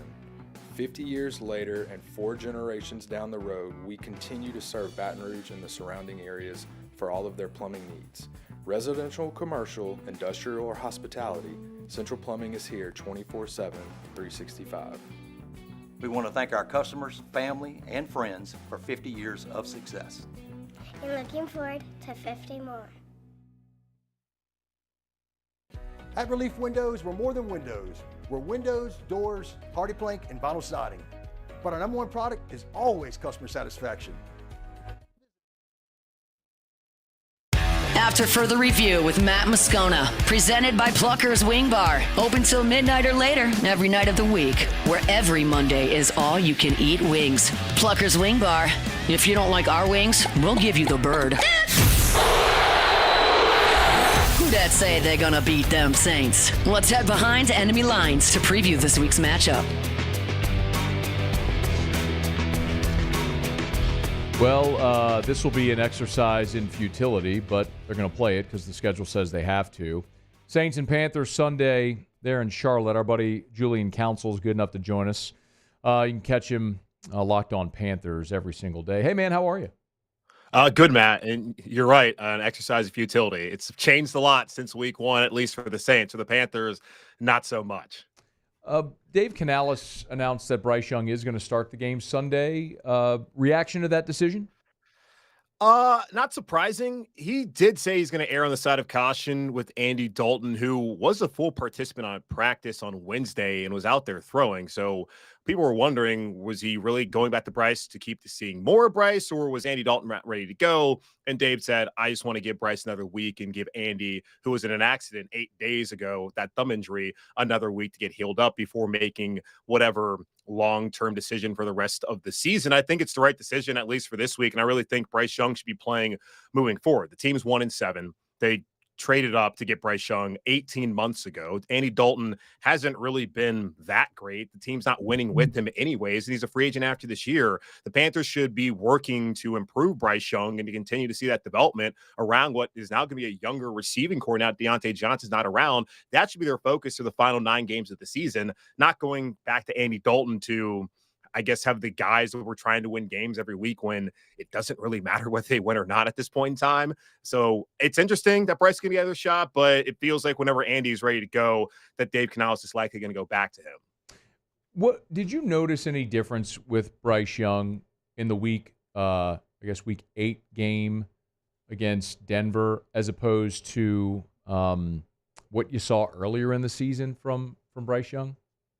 I think he made decisions a lot quicker in that game on Sunday, was not nearly as jittery. We saw the jump pass in week 2 against the Chargers, and that was certainly a red flag. And him not just trusting the pocket, I felt like he did that. And the Panthers' offensive line is a unit that has improved this season from what we saw last year, where there was a shell of themselves. They had a bunch of different guys in there at guard and even at tackle throughout the season, where I think Bryce Young still had some scar tissue from that. And not able to trust that and play fast in the first 2 weeks is, I think, a big reason why Dave Canales moved on from him. But on Sunday, Dave even pointed this out. He felt like Bryce looked like a completely different quarterback in that area. Now he's pretty rusty, though. They had 2 delay game penalties on the same series, something I haven't seen in a while, especially at the NFL level. That operationally wasn't great for Carolina. He still had 2 interceptions. The opening game script was good, but that's also a scripted drive. And it didn't seem like Canales was willing to open up the offense until they were already down 21-7 in the third quarter, then again in garbage time. So I do wonder how much he trusts in Bryce Young. While he may believe that Bryce Young has at least grown more as far as seeing the game faster, it didn't seem like he had much faith in the quarterback, which certainly is going to be a question heading this week 9 matchup of, will he open up things more on Sunday? What was the reaction to trading Deontay Johnson? I think a lot of people are surprised by the lack of return. I do believe Mike Kay, the Charlotte Observer, brought up a pretty good point. Pittsburgh effectively traded away for a 6th-round pick back in the spring to Carolina. Like, they gave him away. So Carolina was not going to get that much more than what Pittsburgh got, considering Deontay Johnson had 3 good games, been on the injury report the last couple of weeks, and everyone knew that the Panthers were shopping him. It wasn't like they had a ton of leverage at this point in time. And right now, looking at it, they've only moved up 18 spots as they did the pick swap from the 6th-round pick that they had to the 5th-round pick that Baltimore had. And they can thank the 8 compensatory picks there at the end of the 5th round for even being where they're at right now. But looking at Baltimore, at the end of the day, that's going to be maybe moving up 10, 15 spots, which isn't that exciting. But clearly, when you think about things, if they're willing to move on for basically peanuts, they didn't want this guy around. And it should not surprise people. If Mike Tomlin's done with you, then you're probably the problem. Le'Veon Bell was the problem. Antonio Brown was the problem. Chase Claypool's the problem. None of those guys went on to have success in their other spots. And Deontay Johnson, while he had a couple of good games, was somebody who was pretty clearly a pain in the ass to the coaching staff, and they were ready to move on, as they have some younger guys like Xavier Legette and Jalen Coker that they'd rather have out there, who actually would like to practice and contribute to the team, unlike a guy in Johnson who was always a rental for Carolina anyways. Okay. Well, you mentioned Legette and Coker. I mean, I look at Carolina, Julian, and I see, man, McCaffrey, DJ Moore, now Johnson, Burns on the defensive side. Like, they're fire sailing the roster, which some Saints fans want to see done here. But so who is left there offensively? Like, who are the playmakers on this team? That's a great question. The hope is Xavier Legette can be a playmaker. He has 3 touchdowns so far this season, had another one on Sunday on that opening drive. The issue with him is he's had some drops. Said last week he lost one in the sun. I don't really care, man. You got to find a way to catch the ball. And there's a game earlier this season against Cincinnati where he killed a couple of drives because he couldn't catch it. Now is a game where if he's able to make those catches, maybe Carolina is in a situation to actually win against Joe Burrow and the Bengals that afternoon. So he has had his moments, but still rookie ups and downs. Jalen Coker he's not been a revelation, but it's pretty surprising when you look at some of the PFF numbers for whatever that's worth, that this guy has been the highest graded player on offense the last 2 weeks as an undrafted free agent at a Holy Cross. And there's been comparisons that Dave Canales made of him today of Jermaine Kearse, a guy who spent time within Seattle, who was University of Washington player, who was undrafted and turned out to be a pretty good role player for that team for a while when they were winning some games with Pete Carroll and Russell Wilson and going to Super Bowl. So those guys are the ones they're looking at as playmakers. Jonathan Brooks, he should be returning at some point in time soon. He's a full participant on Wednesday, but he's still getting back from that ACL. Chuba Hubbard, probably the easiest answer to say is playmaker to run game, and maybe even Adam Thielen. There just aren't those guys you look at and think of dynamic playmakers in the same light of Christian McCaffrey and DJ Moore. And you even look on the defensive side of the ball, like you mentioned, Brian Burns. They don't have those kind of dudes, at least, who are healthy right now on offense or really on defense. Julian Council, Locked On Panthers. You can get him at Julian Council on Twitter, X. Look, I mean, for all the questions we can have about the offense in Carolina, I mean, the defense is allowing 35 points a game. I mean, how does an NFL defense get to the point where they're allowing 35 points a game? You got the roster from the talent perspective. Brian Burns is a much better player than Jadeveon Clowney. I'm sorry, but Clowney at this point in time, his career 11 ends is just a name. He had 9.5 sacks last year in Baltimore. Like, everyone had a great season in Baltimore, and it wasn't like the Ravens were begging to bring him back. Carolina gave this man $20 million guaranteed, which is the most anyone has ever given him guaranteed in his career since leaving Houston. He's played with the Browns. He's played with the Titans. He's played in Seattle. He's played in Baltimore, now here in Carolina. He's been a career journeyman. This has never been the guy that we thought he was going to be coming out of South Carolina, and they decided they would rather give him the most money he's ever received in free agency instead of playing Brian Burns, who's a homegrown talent, who did all the right things on and off the field. I get it, 30 mils a lot, but that's the price for a player like Brian Burns. So they got worse. As far as edge rushers, they haven't had DJ Wonnum. He had a blood clot back in the spring. He's still working his way back. They expected him to be someone who could help him out. So not having him out there certainly helps, does not help at all. And I mean, Derek Brown's injured. Shaq Thompson, he's injured. Those are two of your best defensive players. J.C. Horn, he's done his job. But, Matt, do you even know any of these guys? Like Charles Harris, are you aware of who this man is? Trevin Wallace is a rookie they're playing. They got Mike Jackson at corner. They have Xavier Woods. They have Nick Scott. Like, there's a bunch of no-names, so the talent level is not there. And also, they're all banged up. So when you got a bunch of no-names playing for you on defense and your better actual name players who only one of them is even a Pro Bowler and Derek Brown aren't playing, this is what you get. Mike Jackson. Bro, he did Thriller. What are you talking about? Nah, wrong guy. All right, so look, the Saints stink, and they're a touchdown favorite, and that doesn't even sound crazy for how bad Carolina is. Do you think, aside from the fact that it's just the NFL and there's like the any given Sunday component here, like what is the path for Carolina on Sunday? Bro, they haven't even played a one-possession game all season long. I know. Dude, I laid 11 with Denver last week and had no problem doing it. I'm like, I've seen Carolina play defense. Everyone is going to beat them by 2 touchdowns. And you've seen Bo Nix's career from the very beginning. Right? So it's just insane. Like, they in the NFL, where like you're so used to watching in college have these massive lines. In the NFL, you don't see that. If you ever see a double-digit line, or even last week it was 9.5 against Denver for Carolina, like that's something where that team is terrible. You don't see those things. And it's just hilarious that through 8 games, they still have not played a one-possession game because they also blew out the Raiders when they played them. I guess the path to victory for Carolina is Dave Canales actually showing some faith in his quarterback, which I don't believe he has any in Bryce Young. I don't care what he says. We see how he calls players for Bryce. We see how he calls plays for Andy Dalton. They don't take shots. They're going to have to take some shots against New Orleans on Sunday to try and loosen them up if they want to be able to run the football like they have been able effectively when Dalton's been out there. Like, they're averaging 124 yards on the ground with Andy Dalton and only 72 with Bryce Young. because they don't want to stretch the field. And also the quarterback play with Bryson there hasn't been great, but it's not like he gave Bryce much of a chance. We got 3rd down and 14.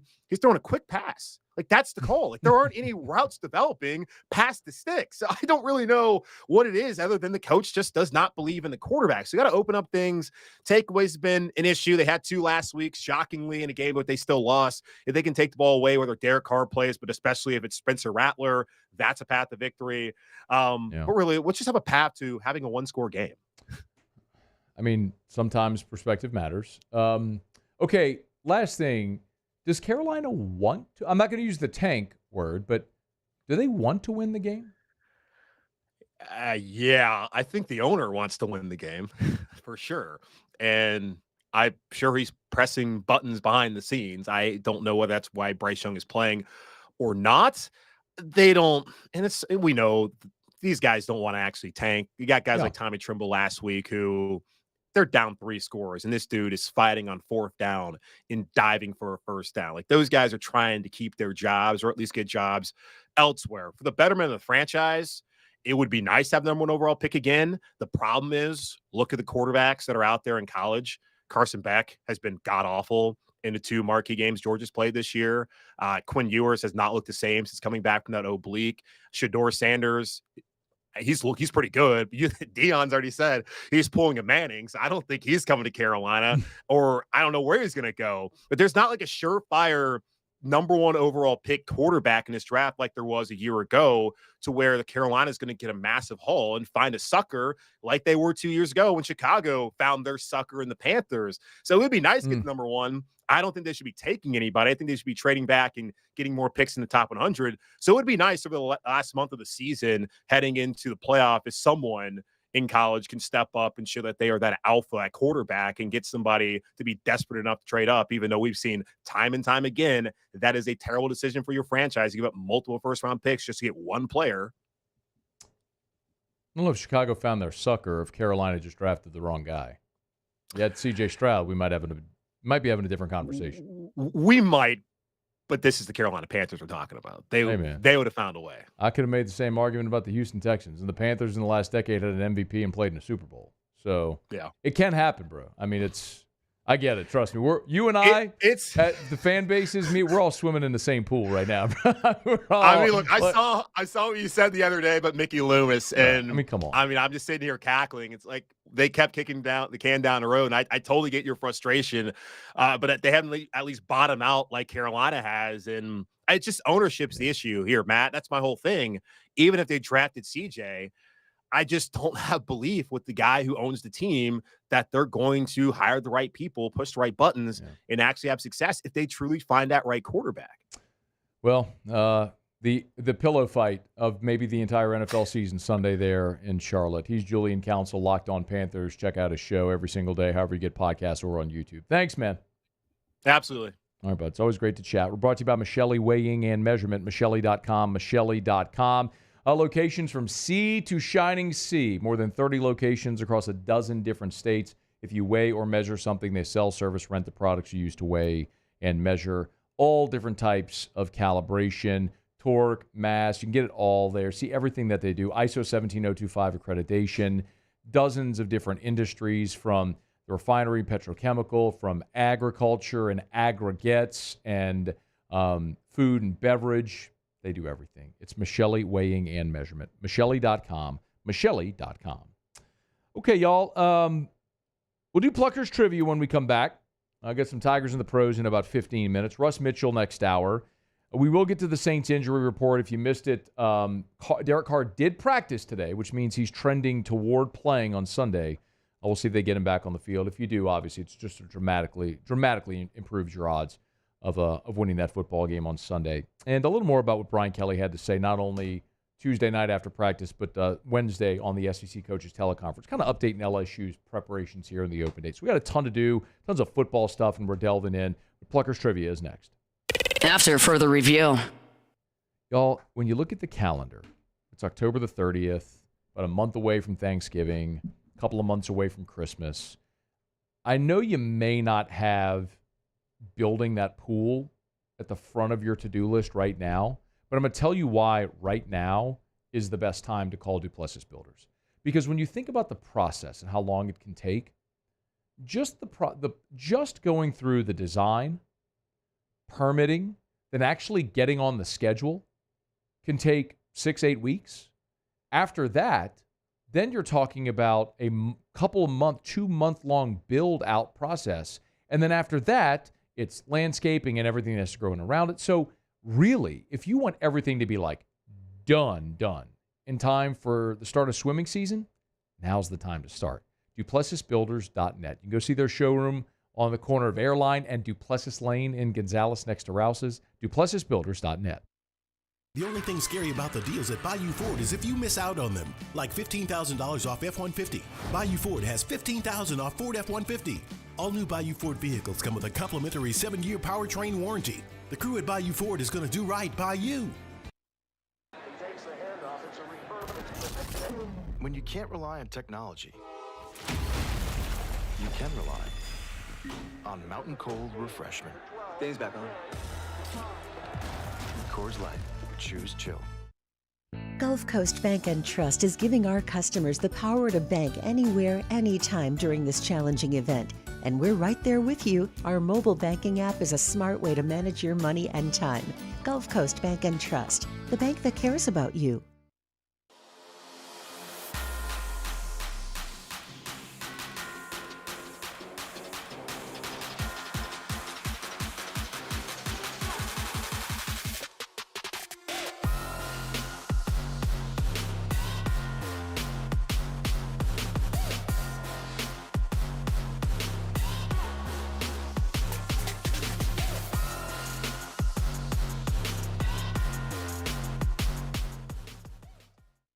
At Luba Workers' Comp, our journey began over 30 years ago with a simple belief: our clients come first. At Luba, our business has always been focused on people, not policies. Through every success and challenge, we've continued to grow because we've stayed true to our values, committed to providing you with genuine dependability. Because your well-being is more than a priority.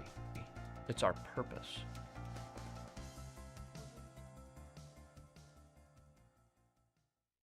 Gulf Coast Office Products is a nationally recognized Savin office equipment dealer based right here in Louisiana. Over 100 employees strong, Gulf Coast has the boots on the ground to support all vertical markets, from education, engineering, legal, and finance. With the latest in office technology, from desktop to production segment units, Gulf Coast and Savin have the perfect fit for you. Call 225-756-2644. That's 756-2644 for Gulf Coast Office Products.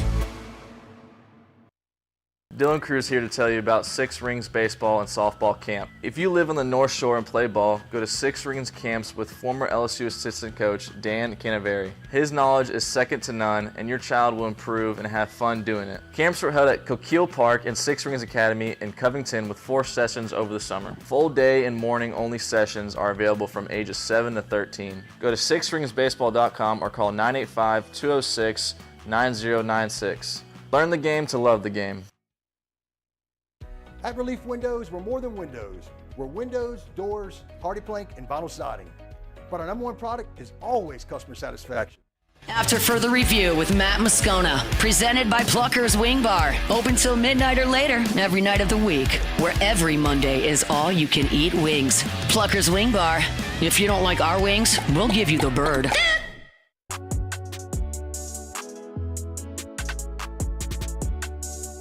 Congratulations to Tyler Hunt from Baton Rouge. Tyler, who I've known since I was 11, by the way, shout out to my guy, is the Week 9 winner. Rigged. It's not rigged. Is the Week 9 winner of our 2024 Pick'em contest. Wins a Hooters wing party for 10 people. Oh, really?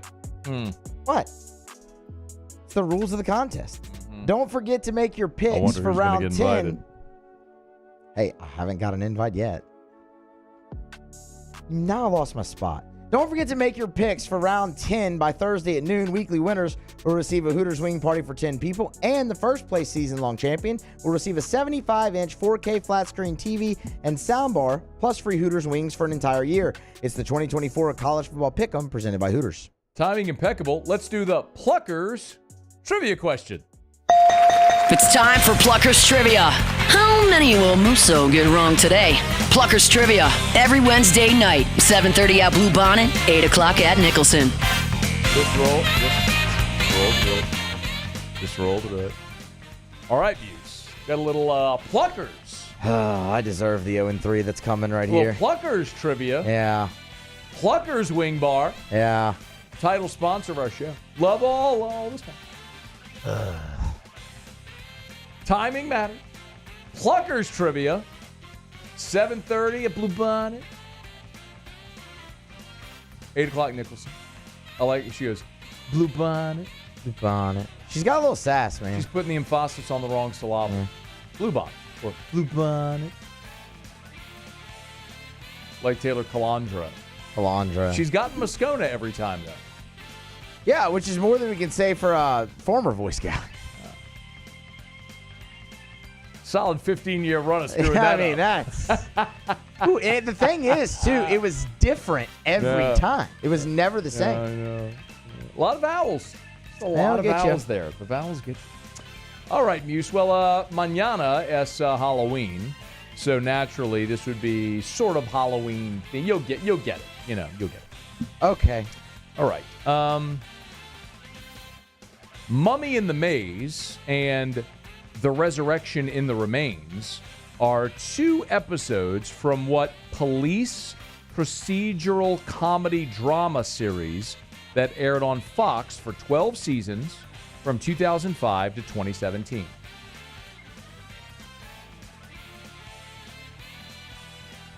I think that one was NBC. No, it wasn't NBC. What was that network? Reno 911? No, Bones is what we were looking at. Gosh, yeah, but it's Halloween, skeletons, bones. Well, I thought the Halloween part of that was the title of the episodes. Yeah, right. And Mummy in the Maze and Bones. Well, and that's what I thought. Yeah, it's all tied in there. Well, you know. 0 for 1 at Pluckers trivia we're doing here. You know, I even caught it last week and didn't do it, and I've just been so wrapped up over here and other things that it slipped my mind today. I do apologize. Well, no need to apologize when you're eating delicious award-winning jumbo chicken wings from Pluckers. The Breggy Creole Crush. Really is good. Fantastic wing sauce. I need to talk to our guy, the King of the Wing, because I got to add that onto the DoorDash. Because mostly I'll DoorDash Pluckers. I love to DoorDash Pluckers for the Saints games. So I'll go to church. Strong. Go to church, come home, DoorDash Pluckers for the Saints game. And you can't, the Breggy Creole Crush is not one of the options on DoorDash, which is disappointing because I would order it every time. Yeah. As is, my order is I'll do 5 spicy ranch. So good. 5 Gold Rush. Gold Rush good too. That's Big a good fan of the spicy barbecue as well. Yeah, they're all good. I like garlic. Sometimes I'll go garlic parm. Yeah. And so if I'm feeling like a fatty, what I'll do is I'll get 15, 5 of each Gold Rush spicy, and then I'll save some like for a snack later. Yeah. Do you eat all the same flavor at once, and like all the spicy ranch and all the gold, or do you No, mix? I alternate. Do you? I do one and then one, and then one and one. Yep, I alternate it. But I really do. I get the Breggy Crush every time now. No real rhyme or reason for me. It's just whatever strikes my fancy, whatever tickles my fancy next. That's maybe a flat, maybe the drumette, maybe the spicy ranch. Maybe I'm gonna dip it in drums ranch. or flats. Which one do you like better? Honestly, I'm drums. Really? Okay. I feel like you get more meat. You do. So I'm a little more of a drum guy. All right, Muse. The first animated film nominated for the Academy Award for Best Visual Effects, The Nightmare Before Christmas, lost to what movie? Do we get a year for this?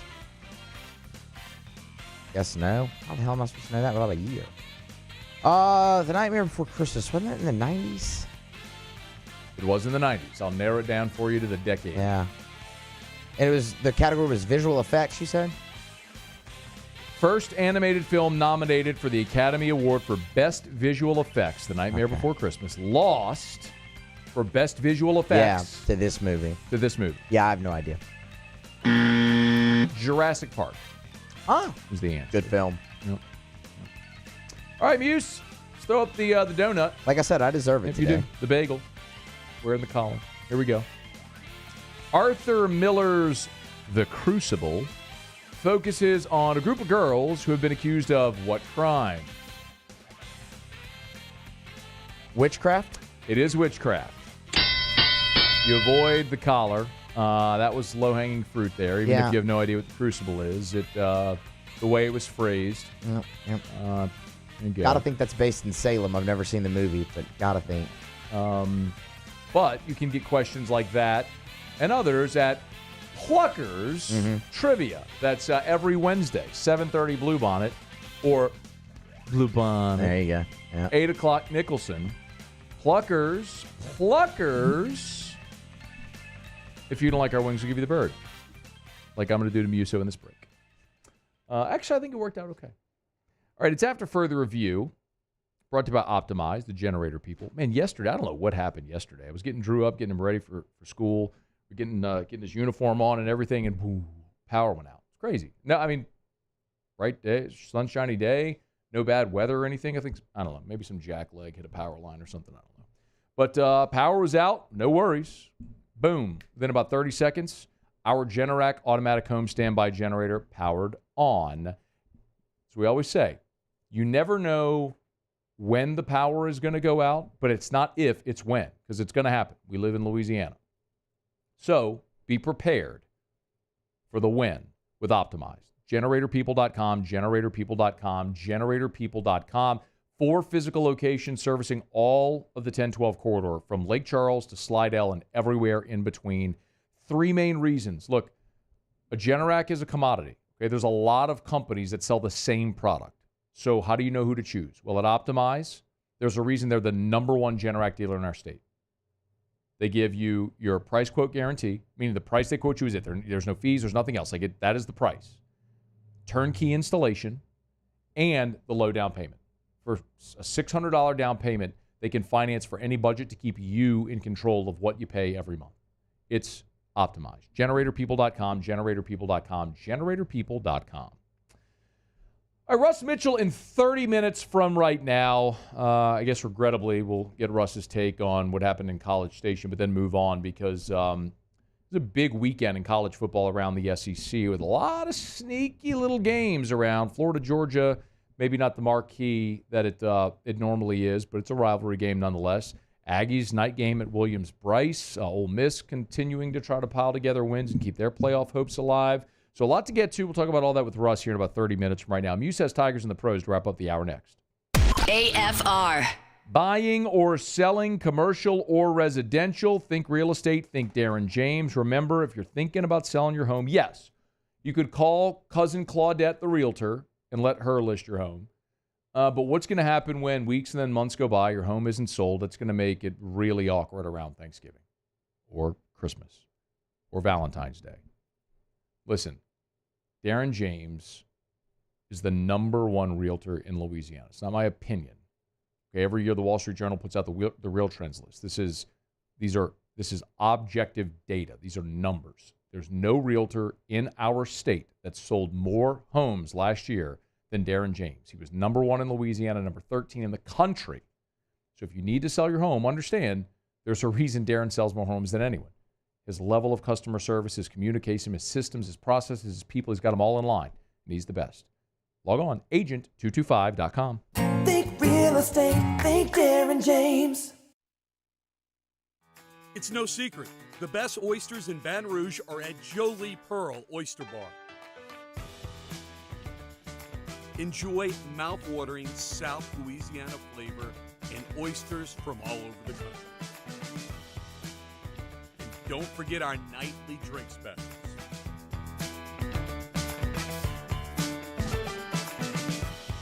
Jolie Pearl Oyster Bar, located in downtown Baton Rouge. I've been doing business with Luba for 25 years. They're dependable, trustworthy. It's just the attention to detail with our clients. Our folks have years and years of experience. They're highly trained professionals. But many companies have that asset. What I'd like to think makes Luba a bit different is that we use those talents in a way that truly is dedicated to serving the needs of the folks who depend on us. Bayou Chrysler Dodge Jeep Ram can get you in a new 2024 Ram 1500 truck for only $32,898. $32,898 for a new Ram 1500 truck. All new Bayou Automotive vehicles come with a complimentary 7-year powertrain warranty. The crew at Bayou Automotive is going to do right by you. Breck teamed up to reimagine your parks, and you imagined big. With your help, we went to work, creating 12 beautiful community parks across the parish. A family-sized water park, miles and miles of trails, and parks just for your dogs. There are more places to splash, to explore, to run wild, and even soar. You imagined, we delivered. Gold. Breck, your #1 park system in the nation. Electricity is all around us, and our families depend on it. Every day is sparked by the power of a cold drink or a warm meal, a movie night, and a comforting light at the end of a dark hallway. From sunrise to sunset, playtime to bedtime, our team is ready to take care of your electrical needs. Even in the case of an after-hours emergency, the light in your life shines brighter with Mr. Electric. Hey, it's Matt Moscona. For years, you've heard me tell you about Insurance Network of Louisiana, helping you find better coverage for less money. But it's not just for your home and auto. They also offer commercial property. So, retail stores, professional offices like doctors, dentists, attorneys, clothing boutiques. Insurance Network of Louisiana can find you better coverage for less money. They service the entire state of Louisiana, and they're local. So call today at 293-0450 or lainsurance.net. Gulf Coast Bank and Trust is giving our customers the power to bank anywhere, anytime during this challenging event. And we're right there with you. Our mobile banking app is After further review with Matt Moscona, presented by Plucker's Wing Bar, open till midnight or later every night of the week, where every Monday is all you can eat wings. Plucker's Wing Bar. If you don't like our wings, we'll give you the bird.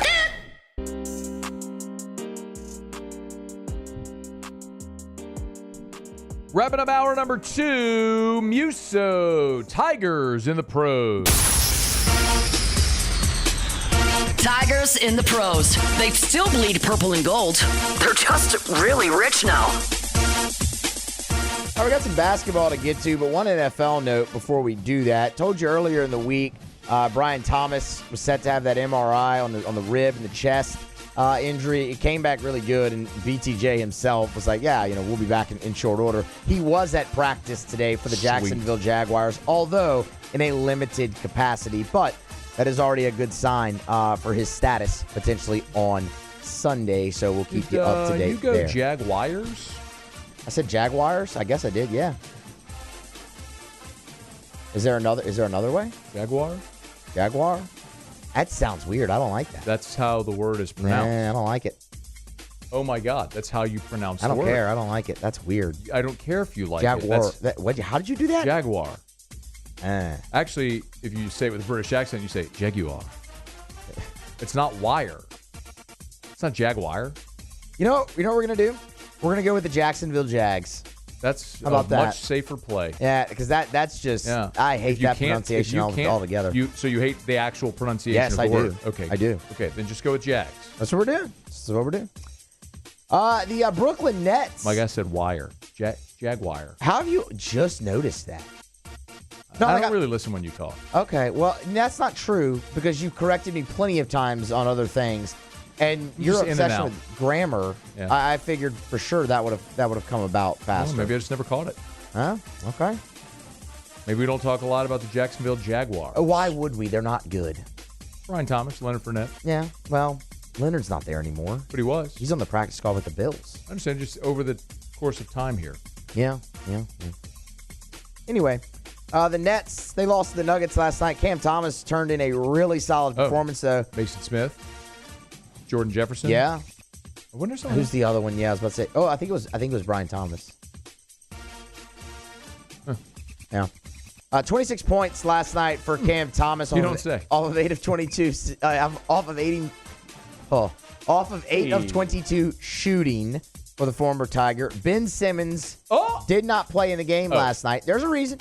The Nets have announced they're not going to play him on back-to-backs for the foreseeable future. The Nets are back in action tonight. Just He's dealing with that lower extremity injury for him. They're managing it. We'll see if he's on the floor tonight. Also, Trendon Watford officially has been ruled out for tonight. Hamstring, no timetable in return there. He has not played yet this season.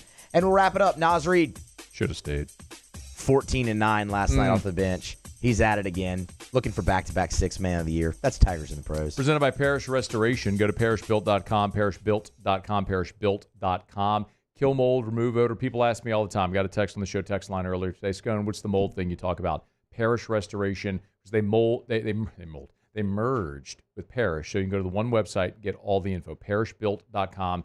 Hit the restoration tab. You can learn more about the patented non-toxic dry fog treatment. Kill mold, remove odor. Maybe you got mold, think you might. Pet odor, smoke odor, sweat odor. Remember, come in, dry fog it, boom. Fresh, clean-smelling building right away, sanitized. It's Parish Restoration, parishbuilt.com, parishbuilt.com. Okay, SportsCenter coming at you when we come back. Saints injury reports out. Brian Kelly, Kalen DeBoer updating the bye week. Russ Mitchell in 20 minutes. Don't you move. AFR. So tomorrow is Thursday, which you know is Halloween. I got an idea. Instead of sitting inside with the light off, trying to avoid all the people coming to knock on your door or ring your bell, here's what you do. You put the bucket of candy outside, leave the note to take just one, because you should only take one. Tell your kids only take one. And you go to Supper Club for dinner. No better night of the week to go to Supper Club. Oh, there's always a great night to go to Supper Club. The weekends are fantastic. It's hopping. They even have the big screen TV, the drop-down screen behind the bar, so when LSU's playing, they'll have the games on. But Thursday is prime rib night. The Thursday night special is prime rib. 21-day, dry-aged, bone-in tomahawk ribeye, served and sliced table-side as prime rib from Chef Layton. Thursday only. Y'all, they've also got their stone crabs in now. It's your Thursday wine feature. If you don't have your reservation yet, get it at Supper Club. Gulf Coast Bank and Trust is giving our customers the power to bank anywhere, anytime during this challenging event. And we're right there with you. Our mobile banking app is a smart way to manage your money and time. Gulf Coast Bank and Trust, the bank that cares about you.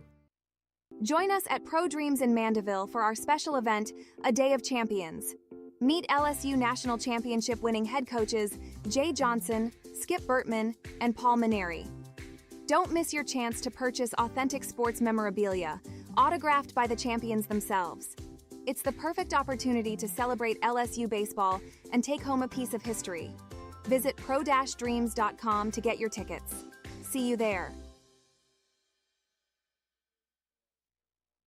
It's an everyday thing here. We work horses in the mornings and we work on the property during the day, and without these John Deere tractors, it'd almost be impossible to keep up with the place. I've dealt with some of the other colors and stuff, and I never really got the response back that I get from John Deere, We really enjoy dealing with Sunshine. They're good people. They always check on us and make sure our equipment's running, and we love them. Flip the switch and learn more about what it means to be powered by Sunshine at sunequip.com.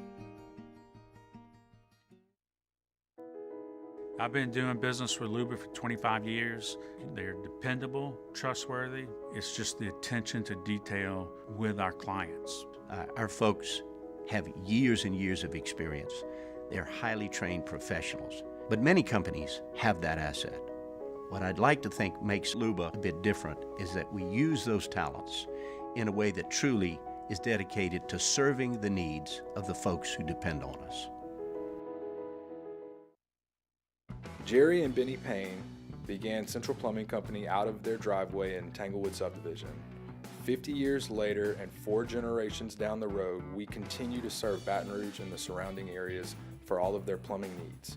Residential, commercial, industrial, or hospitality, Central Plumbing is here 24/7, 365. We want to thank our customers, family, and friends for 50 years of success. And looking forward to 50 more. Gulf Coast Office Products is a nationally recognized Savin office equipment dealer based right here in Louisiana. Over 100 employees strong, Gulf Coast has the boots on the ground to support all vertical markets from education, engineering, legal, and finance. With the latest in office technology, from desktop to production segment units, Gulf Coast and Savin have the perfect fit for you. Call 225-756-2644. That's 756-2644 for Gulf Coast Office Products.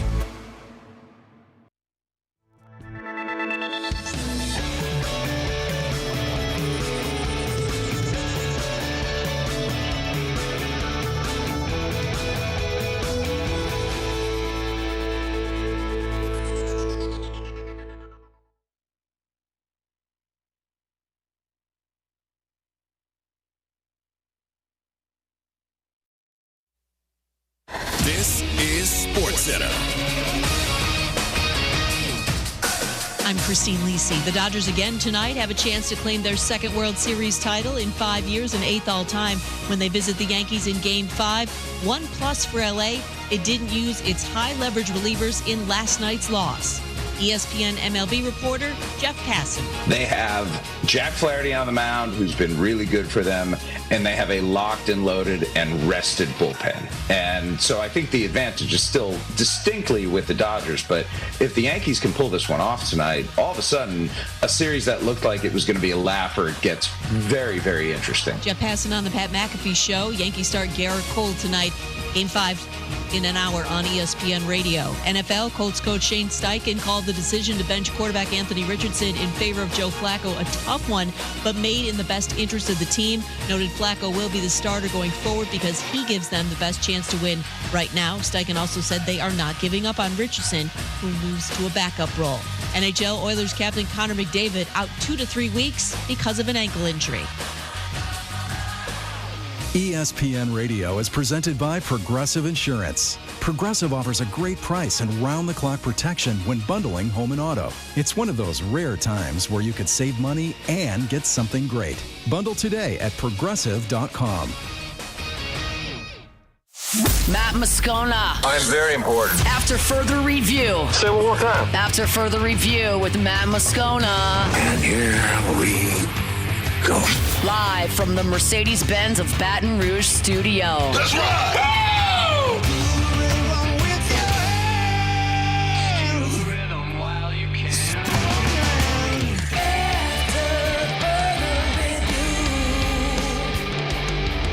Hour 3, off we go. Welcome aboard. Glad you're with us. AFR, presented by Pluckers. I'm Matt. Love you, Matt. Paul O'Neill. Chanting Paul O'Neill's name.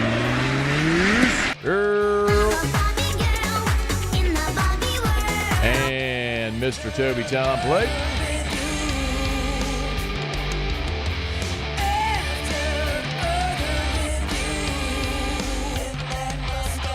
All right, we're here. Glad you are as well. 5 o'clock quitting time. Glad you're driving home with us. And oh, by the way, it's a hump day.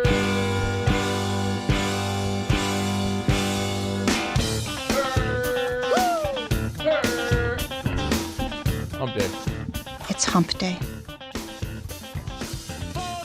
LSU and Bama. Mike. What day is it, Mike? Bye week. Hump day. Brian Kelly, Kalen DeBoer. It's hump day. Coach speak. Mike. What day is it, Mike? We got injuries. Hump day. We got bad quarterback play. It's hump day. From Jalen Milroe. Mike. What day is it, Mike? Stinks. Hump day. We got Derek Carr back at practice. It's hump day. We got Bryce Young starting for the Panthers. Mike. What day is it, Mike? We got Russ Mitchell in 12 minutes. Hump day. We got Otterlocks. It's hump day. Already live, by the way, at LouisianaSports.net. Mike. What day is it, Mike? Otter gave the Dodgers last night. Wrong. Hump day. Take that, Otter. It's hump day. Put that in your pipe and smoke it. Mike. What day is it, Mike? Yanks fitting to do the improbable. Hump day. Come back from down 3-0 to win the World Series. It's hump day. I'm here for it. Mike. What day is it, Mike? Garrett Cole on the bump tonight. Hump day. In the Bronx. It's hump day. How you think that's going to go? Mike. What day is it, Mike? Don't let him get hot. Hump day. Don't let him get hot. It's hump day. Who do you think the Otter picked? Mike. What day is it, Mike? I would say he probably went back to the Yankees tonight. You'll have to go to LouisianaSports.net to find out. Or you can just wait because he'll be here in about 35 minutes. It's hump day. Give us the answer. About 40 minutes. Excuse me, 40 minutes from right now is when he'll be here. 40. All right, let's get rolling here. Glad you're with us. Saints injury report is out for Saints Panthers opening day here. First injury report, I should say, of the week for Saints and Panthers. The good news for the New Orleans Saints, Derek Carr was back at practice. As we take a peek, at the full injury report for New Orleans. Couple things of note. It is a long and distinguished list again because that's just what the Saints do because nobody's healthy. Shane Lemieux and Nefi Sewell were both back, and they were both full participants. That's great news. Both have been on IR, so their 21-day window to return from IR has been open. Both were full participants. Those who did not practice. Marshawn Lattimore, Tyrann Mathieu, Bub Means, Kendre Miller, Rico Payton, Cedric Wilson. Those who were limited. Derek Carr, Juwan Johnson, Alvin Kamara, Kool-Aid McKinstry, Nick Saldivari, Jamal Williams. Got it all? Anybody going to play? I don't know. The good news there, of course, is that Derek Carr is returning, gives the Saints a much more sincere chance of winning when you have your starting quarterback. Obviously, Dennis Allen gave some parameters for what Derek Carr would have to show this week to be able to play on Sunday. Here's what he said Wednesday after practice. I think it's really just about, how he looks out here in practice and how he, throws the football and how he feels, in doing that. And like I said, he's been feeling much better, each and every day and looked good out there today. So I'm really encouraged by what I saw today. The other maybe interesting piece here is they get two guys in your secondary who didn't practice. Tyrann Mathieu with an illness, Marshawn Lattimore with a hamstring. The good thing about Tyrann is it's not injury-related, but illness. Certainly hope Tyrann gets better. But you can ill afford to lose anybody, no pun intended. You can ill afford to lose nobody in your secondary in particular because you've been really bad there and with some injuries that you've had. Lattimore's hamstring is maybe a bit more concerning because this is an issue that he's sort of had that's been perpetual throughout his career, and we've seen it now a couple of times already where he's dealt with this injury, left the game on Sunday with the hamstring injury. Here was Dennis Allen when asked about that. Did Marshawn injure himself more extensively than the last time? Or? I think we'll just have to see. But it's, the same hamstring that it was, the week before. And, of course, you're already without Paulson Adebo with the fractured femur who's done for the year. And we've seen Alontae Taylor and Kool-Aid McKinstry step up in his absence. While Taylor has been very good in creating havoc plays and disruptive plays, he's been very bad in coverage.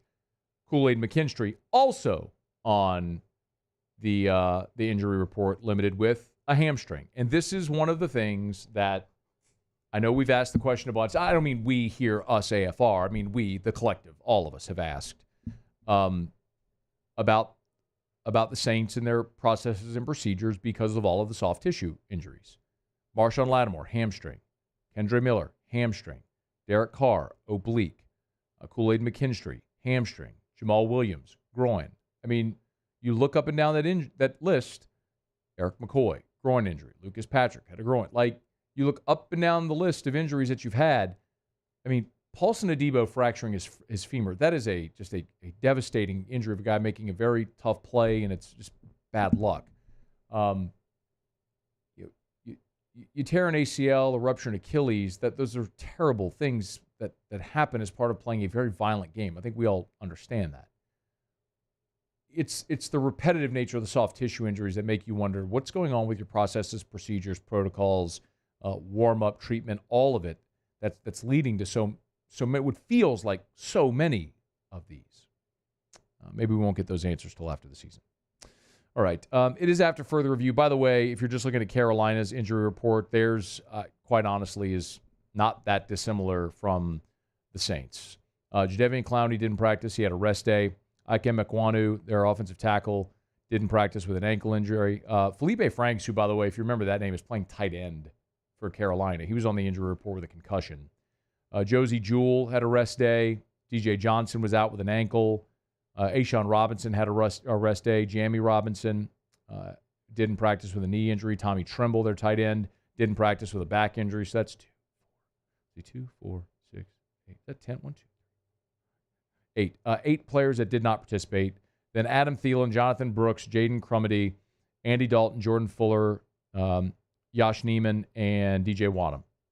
Also all on the injury list, although only Thielen didn't practice, or he was limited with a hamstring. The others were full. So, yeah. The walking wounded with these two teams, and they're the two worst teams in the NFL right now. So expect the pillow fight of the year Saturday in Charlotte. Somebody's going to win a game. I'm sure they'll be excited. We're brought to you by Shaw Bills Tire and Auto Service, ShawBillsTire.com, with locations all over South Louisiana. Maybe you're hitting the road on that the trip. Told you the A-Bears just hit the road to Disney. If you're driving to Disney for fall trip, maybe you're planning that trip around Thanksgiving or Christmas. Make sure if you need new tires on your vehicle, you go to Shaw Bills. Shaw Bills Tire and Auto Service. They'll sell you name brand tires at wholesale prices, and they keep you coming back year after year after year because they treat you like family. ShawBillsTire.com. ShawBillsTire.com. Hey, you can always schedule service online. You can shop tires online. Another giant congratulations to Miss Beth Barron and all of our friends over at Shaw Bills. Miss Beth named the Modern Tire Dealer of the Year, a national award, national recognition of all the tire dealers in the country because of their commitment to exceptional customer service. I tell you all the time, they're just the best. It's Shaw Bills. Shaw Bills Tire and Auto Service, ShawBillsTire.com. Shaw Bills, where we keep you rolling. All right, Russ Mitchell's going to jump aboard with us when we come back next. We will talk with Russ about LSU, their collapse against Texas A&M. Russ also told me he wanted to talk a little bit about Ole Miss and Vanderbilt as well, oddly. I don't know why, but if he wants the floor, we'll give it to him. So I am interested in his take on Texas A&M as well, because saw two very stark, contrasting teams at Kyle Field. I'm just talking about A&M. The team that was so thoroughly dominated for the first 35, 37 minutes of that game, and the team that was an unstoppable force for the final 23 minutes of that game, or whatever it might have been. So which is the real Texas A&M team? We'll ask Russ his thoughts. That's coming up next. It's AFR. AFR. Brought to you by Clegg's Nursery. Hey, tomorrow's Halloween. It's not too late if you want to get pumpkins for carving, pumpkins for decorating, pumpkins for painting. They still got a great selection over at Clegg's Nursery. You can get by any of the 4 locations: Siegen near Airline, LA 16 in Denham, Mid-City on Donmore, and the Garden Center on Greenwell Springs. Tell you every day to buy local and shop local. Amazing selection over at Clegg's. Also, on top of the pumpkins and all the fall decor and everything like that, they've got great fall bedding plants for your flower beds and for your patio pots. You want to get some of those earth tones this time of year, great way to do it with the oranges and the browns and the greens and the yellows. Also, those beautiful cold weather flowers. You want to add that pop of color here to the flower beds or the patio pots. Great time to do it.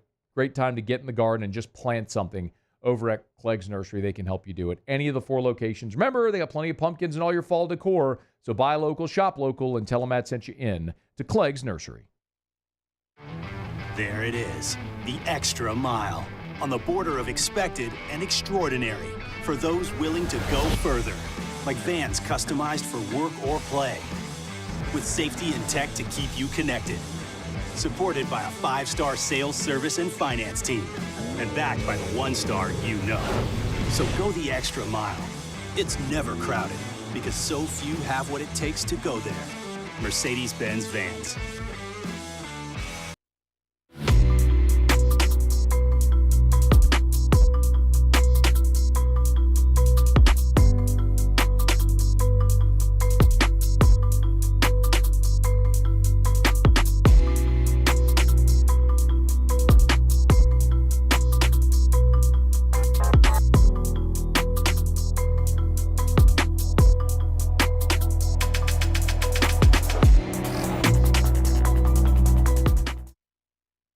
At Luba Workers' Comp, our journey began over 30 years ago with a simple belief: our clients come first. At Luba, our business has always been focused on people, not policies. Through every success and challenge, we've continued to grow because we've stayed true to our values, committed to providing you with genuine dependability. Because your well-being is more than a priority.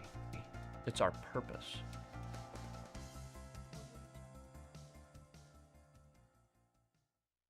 Dylan Cruz here to tell you about Six Rings Baseball and Softball Camp. If you live on the North Shore and play ball, go to Six Rings Camps with former LSU assistant coach Dan Canaveri. His knowledge is second to none, and your child will improve and have fun doing it. Camps were held at Coquille Park and Six Rings Academy in Covington with 4 sessions over the summer. Full day and morning only sessions are available from ages 7 to 13. Go to sixringsbaseball.com or call 985-206-9096. Learn the game to love the game. Breck teamed up to reimagine your parks, and you imagined big. With your help, we went to work, creating 12 beautiful community parks across the parish. A family-sized water park, miles and miles of trails, and parks just for your dogs. There are more places to splash, to explore, to run wild, and even soar. You imagined, we delivered. Gold. Breck, your #1 park system in the nation. Electricity is all around us, and our families depend on it. Every day is sparked by the power of a cold drink or a warm meal, a movie night, and a comforting light at the end of a dark hallway. From sunrise to sunset, playtime to bedtime, our team is ready to take care of your electrical needs, even in the case of an after-hours emergency. After Further Review with Matt Moscona, presented by Plucker's Wing Bar. Open till midnight or later every night of the week, where every Monday is all you can eat wings. Plucker's Wing Bar. If you don't like our wings, we'll give you the bird. Russ Mitchell. Kicking the tires and lighting the fires. Russ! Literally. Well, I'm proud of Russ. I think Russ deserves it. It's football! Rusty, come on up here. Absolutely, I thought that was going to happen because it's state. It's supposed to happen. You know, I haven't had much of a chance to talk to you man to man, Russ. How are things out there at DBU? I want you to stay here and take care of things, Russ. The only way you can point up is up. Not going in our yard, Russ. It's going in our living room. Just like Troy.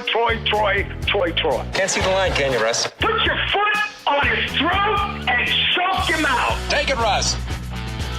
All right, let's do it. Russ Mitchell is here. College football news at Russ Mitchell CFB. How are you? Oh, kicking the tires, lighting the fires. There's someone who reminded me that when you were with us in Las Vegas, you said if LSU lost to A&M, you were going to kill yourself. Didn't say kill myself. I believe I said kill somebody. Oh. And that's the first time you've said that correctly instead of saying we were in Los Angeles. So I think that's good as well. Yes, I was telling Moose before we jumped on that I actually turned the television off with 5 minutes to go in the game and went to bed. Huh. Despite the fact that there were like 3 other games I was going to watch. I was just, no, I'm done with football for the day. I thought you loved all your children the same. Well, not when the children disappoint me. Not when the children. Look, you can't go on the road into a stadium like that against a good team like that and leave that many points on the field in the first half and expect like you're going to just coast in the second half. And I'm not talking about the game on Saturday. I'm talking about Ole Miss versus LSU. We basically did the same thing when in A&M that Ole Miss did coming in to play us. The only difference was I'm going to say we. I don't care. He's just completely punted. There's no objectivity. We should never lose to Texas A&M. And just keep hitting the damn bell. I would literally be like, was it Belushi when he was banging the bell at the cash register, at the hotel or whatever it was, dressed as a bee? I was literally saying to the television, please don't make Connor Wegman look this bad, or they're going to take him out of the game and put Reed in the game. And he's a bigger threat to us than Connor Wegman is. And that's exactly what happened. It's weird. You were too good on defense. Yeah, I know. I would say it was interesting because I heard people were saying the last time that LSU has given up a lead by that much was 2005. I presume that's the Monday night game, right? Against Texas. There's got to be a bigger lead than a 10-point lead that LSU's blown over that time. My point that I made was it felt like that was the last time LSU was so firmly in control of a game, that Tennessee game on Monday night, that it was just such an about face where you were dominating and then you got dominated. Now it's interesting because I thought that they were wrong as well, because I'm sure there was a game that LSU was up by double digits at the half and lost.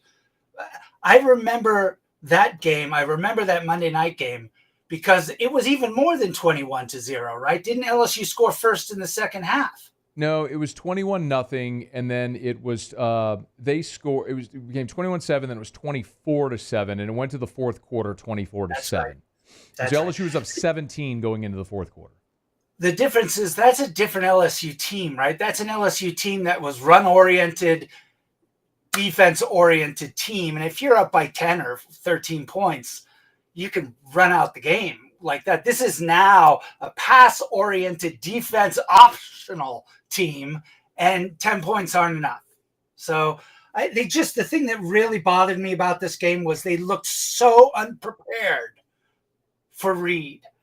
So unprepared. And then you read the commentary after the game, and it's like, how could you not be prepared for this? So that really frustrated me both as a fan of the Tigers, but also as a follower of the sport. So the other side of the coin is A&M, which is, okay, they're the only remaining unbeaten team in the conference. Their only loss looks better every week that Notre Dame continues to win. Are they for real? Against nobody. And, look, they looked really bad in the first half. I mean, even with all the advantages, the stadium, which was just rocking, they looked bad. They don't even know who their quarterback is. So how real are they? Let me turn that around. Are you asking how good are they, or if they're a playoff, or are they going to make the playoff? Well, at this point, I think it's a dramatic upset if they don't make the playoff.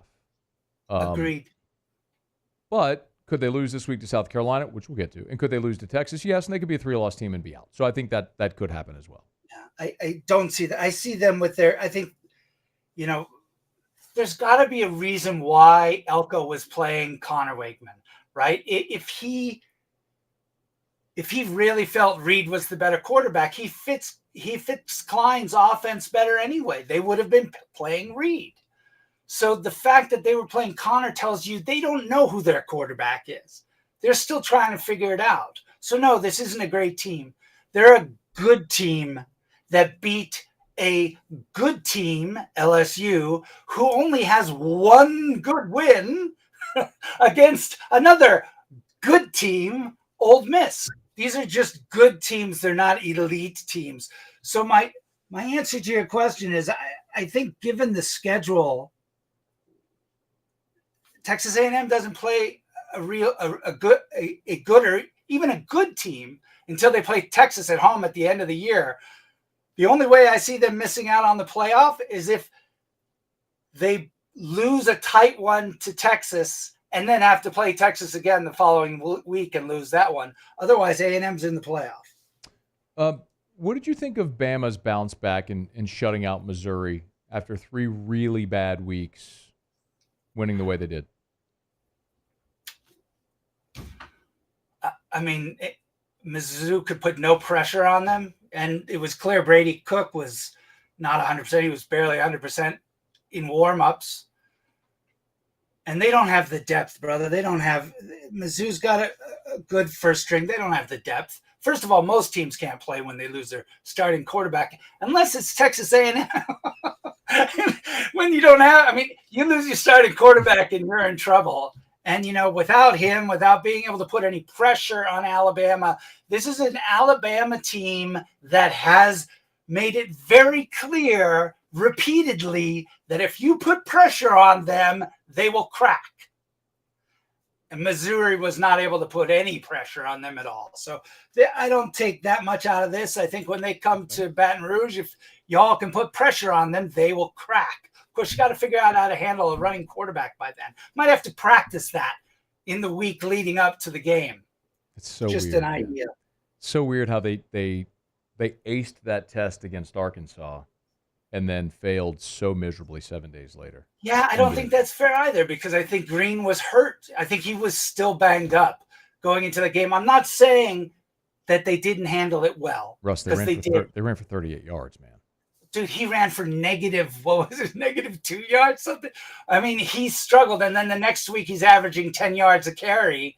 But, yes, we can talk about this. I want to talk about this a little in the next segment too. Okay. But, they played him well, but Reed, it was way healthier than Green was. What do you think? One more here, we'll break and preview the games ahead. But I know you had a thought on Ole Miss, which they had they had, I guess a nice win, just burying Oklahoma deeper in their misery in the SEC. So I was on the phone talking to a bunch of folks in Oxford the last couple of days, trying to figure out where Trey Harris is. And, they've been really, really quiet publicly. I get the feeling, based off of what limited information I've been able to glean, that he's still not good. So, and this is really, which we've seen now in several weeks, this is a significantly different offense when Harris doesn't play. So, I think that even going into Arkansas, if Harris is not on the sideline, I mean, they were favored by, how much was it? 25.5, and they won by a dozen. 12? Yeah. Yeah, I mean, it was a 9-point game in the fourth quarter. So without Harris, it's great. Without one wide receiver, this Ole Miss offense, this Ole Miss team is a B- team. So real quick then, what do you want to give a thought here on the Arkansas game? This Ole Miss is a touchdown favorite on the road at Arkansas here. It's just like the LSU game. It all comes down to Green. And we talked about the fact that, he averaged 8 yards. What was it? 10 yards a carry against State, while he threw for 300 yards, 5 touchdowns and one interception, right? Pretty good day. Yeah, it's a great day. But that's because he was able to run. Yeah. And he was able to run because State has the worst run defense in the SEC. 16 out of 16. Ole Miss, much, much better at run defense. They're 5th or 6th or something like that. Green won't be as bad as his performance against LSU because he's a little healthier. But I have faith in Ole Miss's defense and their ability to be able to make him one-dimensional. And if they do that, then they should have no trouble beating Arkansas. All right, we'll break. We'll come back. There are some pretty interesting matchups that are going to help shape the landscape once we get to November. We'll talk about those as we continue with Russ Mitchell. It's AFR. AFR. Get Gordon and get it done. Gordon McKernan Injury Attorneys. Love telling you about the G team. Tons of Tiger athletes, but not just Tiger athletes. Athletes from colleges and universities all over the state of Louisiana. You want to learn more about the G team, you can go to GordonGives.com. GordonGives.com. That's the charitable arm of Gordon McKernan Injury Attorneys. Go to GordonGives.com. You can see Grubbing with G, Riding with G, all the content. Or if you go to any of the social media channels, and they're all the same handle, it's at Get Gordon. So Twitter, Instagram, Facebook, TikTok, at Get Gordon.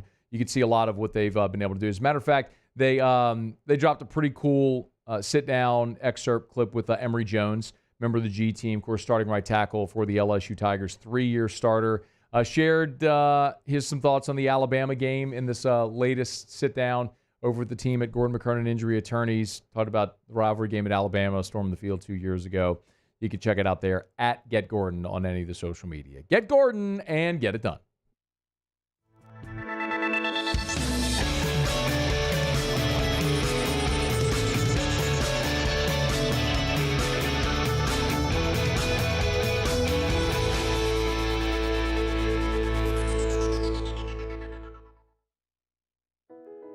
I've been doing business with Luba for 25 years. They're dependable, trustworthy. It's just the attention to detail with our clients. Our folks have years and years of experience. They're highly trained professionals, but many companies have that asset. What I'd like to think makes Luba a bit different is that we use those talents in a way that truly is dedicated to serving the needs of the folks who depend on us. The Windsor Senior Living Community in Mandeville, Louisiana is a beautiful, vibrant apartment community geared towards seniors. They are nestled right in the heart of Mandeville, where seniors live a more carefree lifestyle in spacious apartments with the peace of mind that comes from having a little extra help. Call the Windsor at 985-624-8040 to schedule a lunch and tour. Come see how the Windsor can be your passport to peace of mind. Hey, it's Matt Moscona. For years, you've heard me tell you about Insurance Network of Louisiana, helping you find better coverage for less money. But it's not just for your home and auto. They also offer commercial property. So, retail stores, professional offices like doctors, dentists, attorneys, clothing boutiques. Insurance Network of Louisiana can find you better coverage for less money. They service the entire state of Louisiana, and they're local. So call today at 293-0450 or lainsurance.net. Jerry and Benny Payne began Central Plumbing Company out of their driveway in Tanglewood Subdivision. 50 years later and 4 generations down the road, we continue to serve Baton Rouge and the surrounding areas for all of their plumbing needs. Residential, commercial, industrial, or hospitality, Central Plumbing is here 24/7, 365. We want to thank our customers, family, and friends for 50 years of success. And looking forward to 50 more. Gulf Coast Office Products is a nationally recognized Savin office equipment dealer based right here in Louisiana. Over 100 employees strong, Gulf Coast has the boots on the ground to support all vertical markets from education, engineering, legal, and finance. With the latest in office technology from desktop to production segment units, Gulf Coast and Savin have the perfect fit for you. Call 225-756-2644. That's 756-2644 for Gulf Coast Office Products.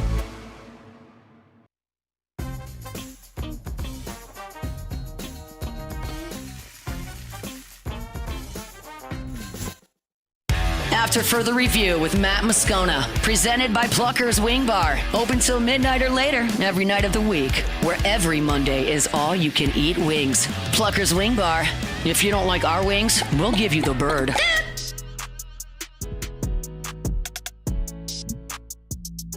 Jaguar.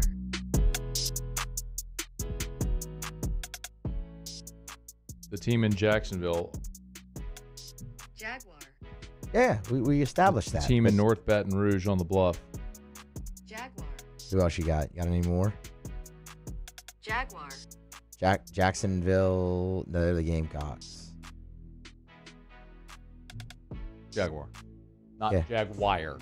Yeah, I don't think I can actually I just thought of it physically again make because that sound. This guy, Steven Jacobs, said Jaguar pronounced Jaguar. I'm with Musso, laughing face emoji. That's fine. If you want to go about life being wrong, then you all should go about life being wrong. It's pronounced Jaguar. Oh, this is great. Look at what moment just popped up on my phone. I can't see that. Well, I'm going to show you. You see that there's a picture there? Yeah. Tap that. That's me and my dad at Yankee Stadium. Hey. That was game 5, 2001, Yankees Diamondbacks. It's a good omen. Maybe not for the entire World Series, but for tonight, that's a good omen. Yeah, don't remind me. That was a great night. I was at Yankee Stadium back-to-back nights, if you remember that series. I was there for games 4 and 5 when the Yankees, bottom 9, 2 out, back-to-back nights, homered off of Byung-Young Kim. It was Tino, night 1. That's when Jeter homered in the 11th, Mr. November, first game ever played in November. And the next night in game 5, it was Brocious who homered, and then the Yanks won it in extras as well. So pretty incredible time, yes. That was also where Luis Gonzalez broke all our hearts in game 7, but Randy Johnson and Kurt Schilling were pretty awesome in that series. But yeah, it was pretty cool. That popped up right there. I have no idea why that popped up. I don't know that. I guess I saved that on my phone October 26th of 2017. Yeah, because it wouldn't be to the day. Not today. That's really weird. Yeah, because it was in November. I don't know why that popped up, but there it is right there. How about that, then? Anyway. Russ Mitchell's with us. He's on Twitter at RussMitchellCFB. How are you? I already asked you how you are. It popped up because it didn't break everybody's hearts. I was quite happy with the end of that World Series myself. So there you go, buddy. I mean, how do you get to be a Diamondbacks fan? Like, I know you live in Arizona, but you're not from Arizona.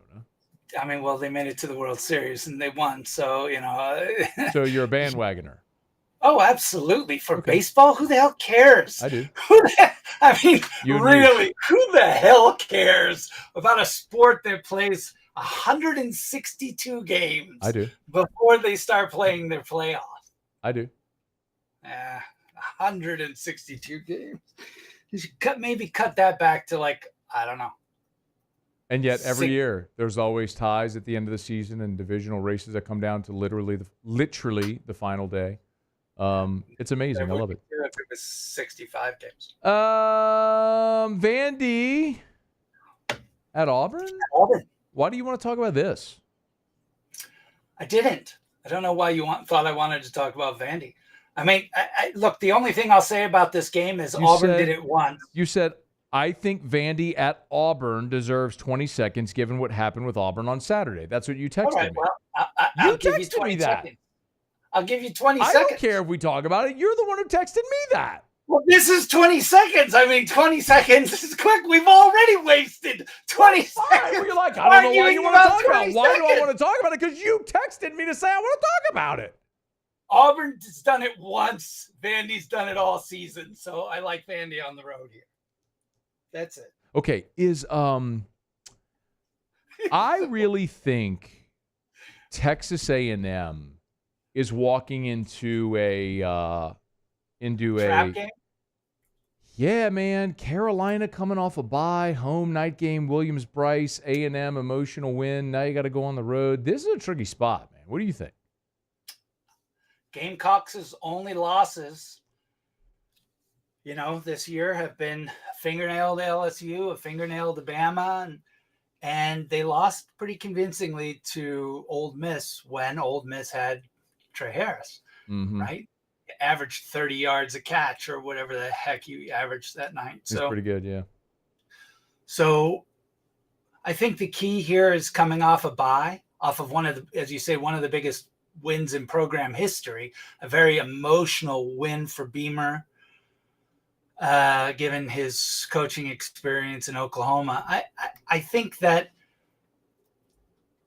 the other thing that's important to remember about this South Carolina team is its defensive line, the pressure that it can bring to bear on the outside if Connor's playing, and the fact that it has and a lot of people aren't talking about this, but it's got the third best run defense.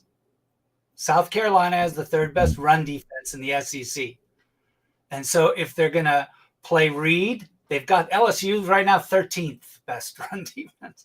So if they're going to play Reed, Carolina can play that. If they're going to play Connor, Carolina can play that. They can put pressure on the edges with their two stud defensive ends. So, I think this is going to be a lot harder of a game than folks are thinking it's going to be. But I still think that A&M's got the depth and should be able to handle this on the road. Do you think that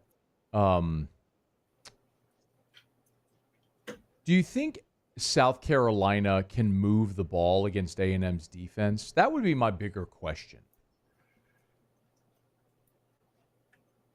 Not enough to win. Okay. What's the spread in this? I'm going to guess the spread is 8. I don't have it pulled up. Hang on, I can get it. Anything more than 9, and I'd be taking the Gamecocks definitely, because I think they should put up a good fight. Again, this is a Gamecocks team that thinks they belong. No, it's 2.5. Yeah. See. Yeah. That doesn't surprise me. You guessed 8. Well, no, that's my point. I would take it. I would take A&M if I only had to give 2. This is a South Carolina. Okay. This is a South Carolina team that has been able to rest.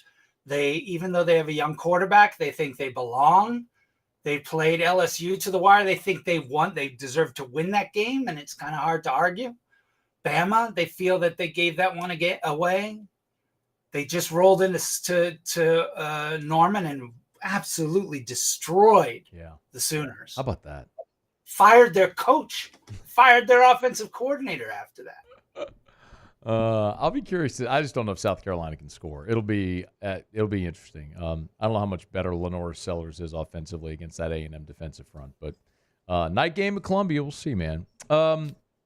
Hey, the cocktail party, we'll still call it that, down in Jacksonville. Anything to keep an eye on here as the Gators seem to be playing better?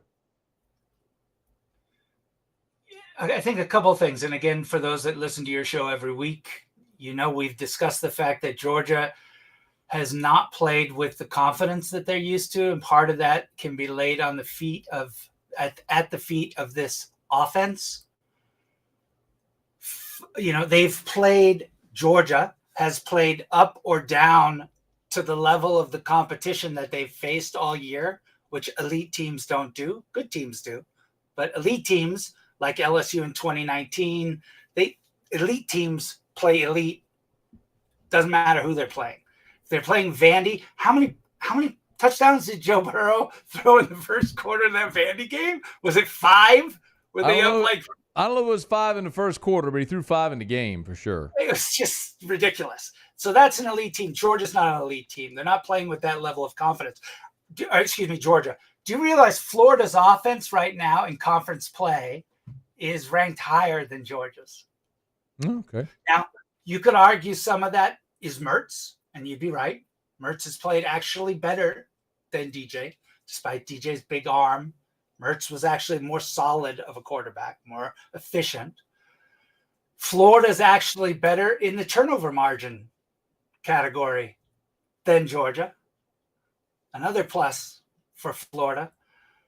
Florida is actually better protecting the quarterback for sacks than Georgia. So there's a lot of things, particularly offensively, that Florida is doing well. Unfortunately for Florida's offenses, they don't get to play Georgia's offense. They have to play Georgia's defense. And Georgia's defense is pretty damn good. Yeah. So, almost in every statistical category, Georgia's defense is better than Florida's defense. So while I expect this game to be a lot closer than some pundits, national pundits who don't follow the SEC regularly think, it's a rivalry game. These teams hate each other and players don't like each other. And I expect that Georgia should come out on top. How much do you attribute that the statistical disparity to the fact that Georgia's maybe played a tougher schedule, right? They had to play at Texas. They had to play at Bama. Whereas Florida, like we've all talked about how hard Florida's schedule is, but really, Russ, that doesn't start until now. They go Georgia, at Texas, LSU, Ole Miss, at Florida State. It ends hard. Right, so it's back end loaded. Wasn't easy in the front for them either.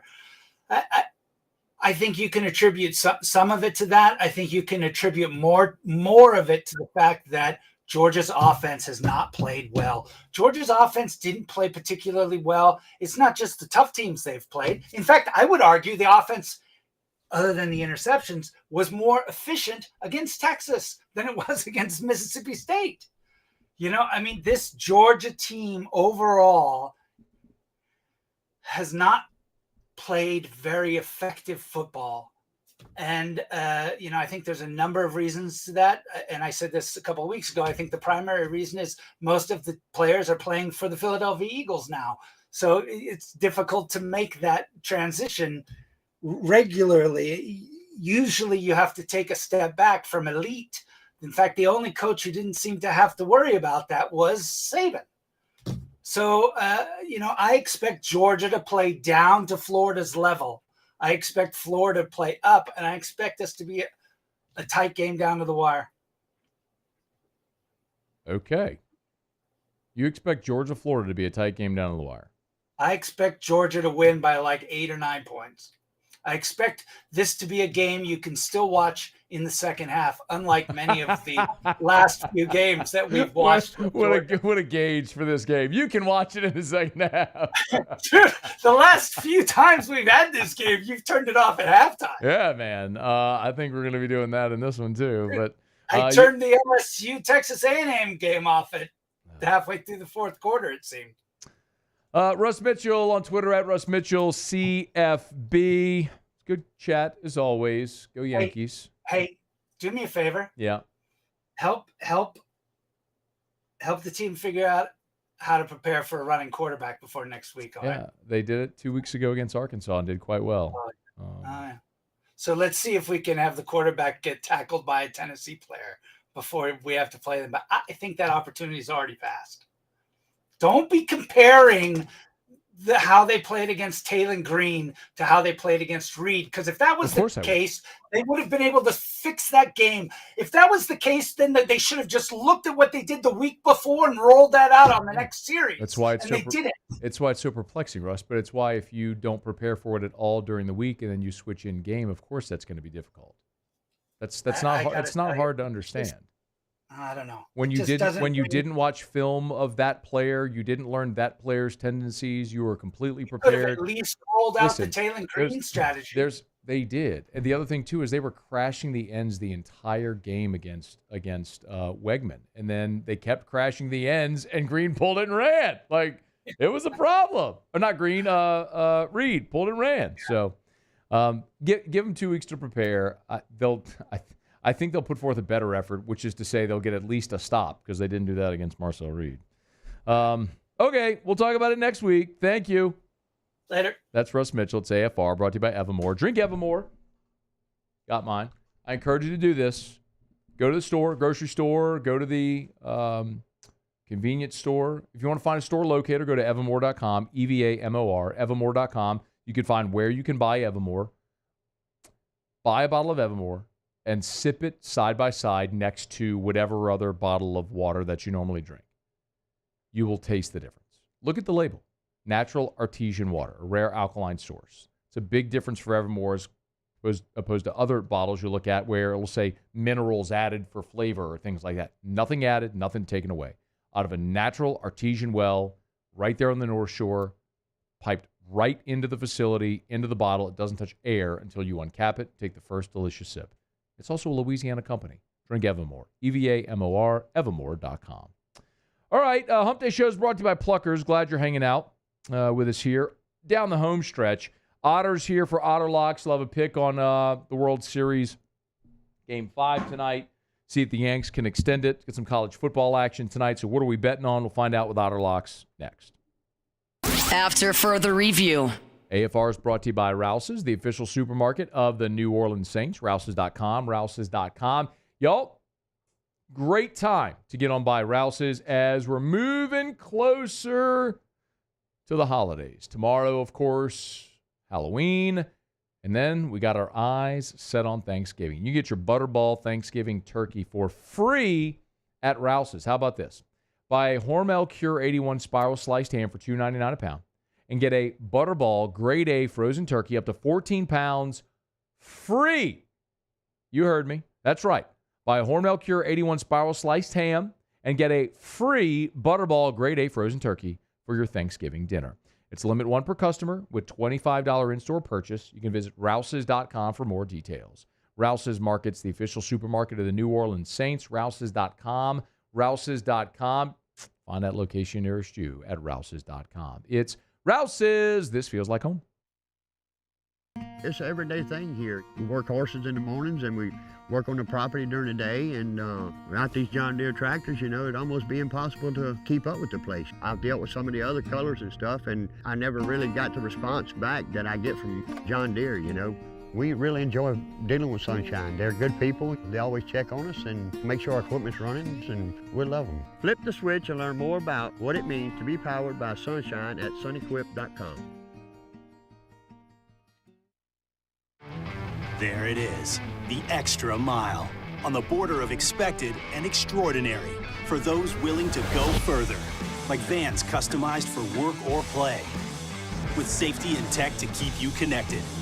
Supported by a 5-star sales, service, and finance team. And backed by the 1-star you know. So go the extra mile. It's never crowded because so few have what it takes to go there. Mercedes-Benz Vans.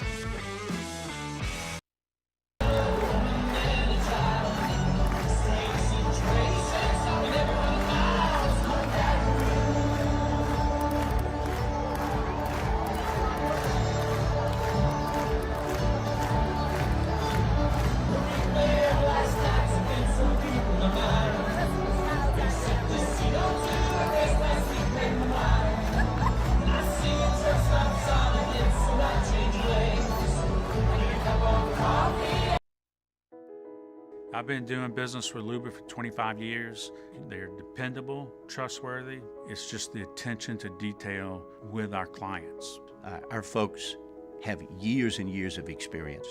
They're highly trained professionals. But many companies have that asset. What I'd like to think makes Luba a bit different is that we use those talents in a way that truly is dedicated to serving the needs of the folks who depend on us.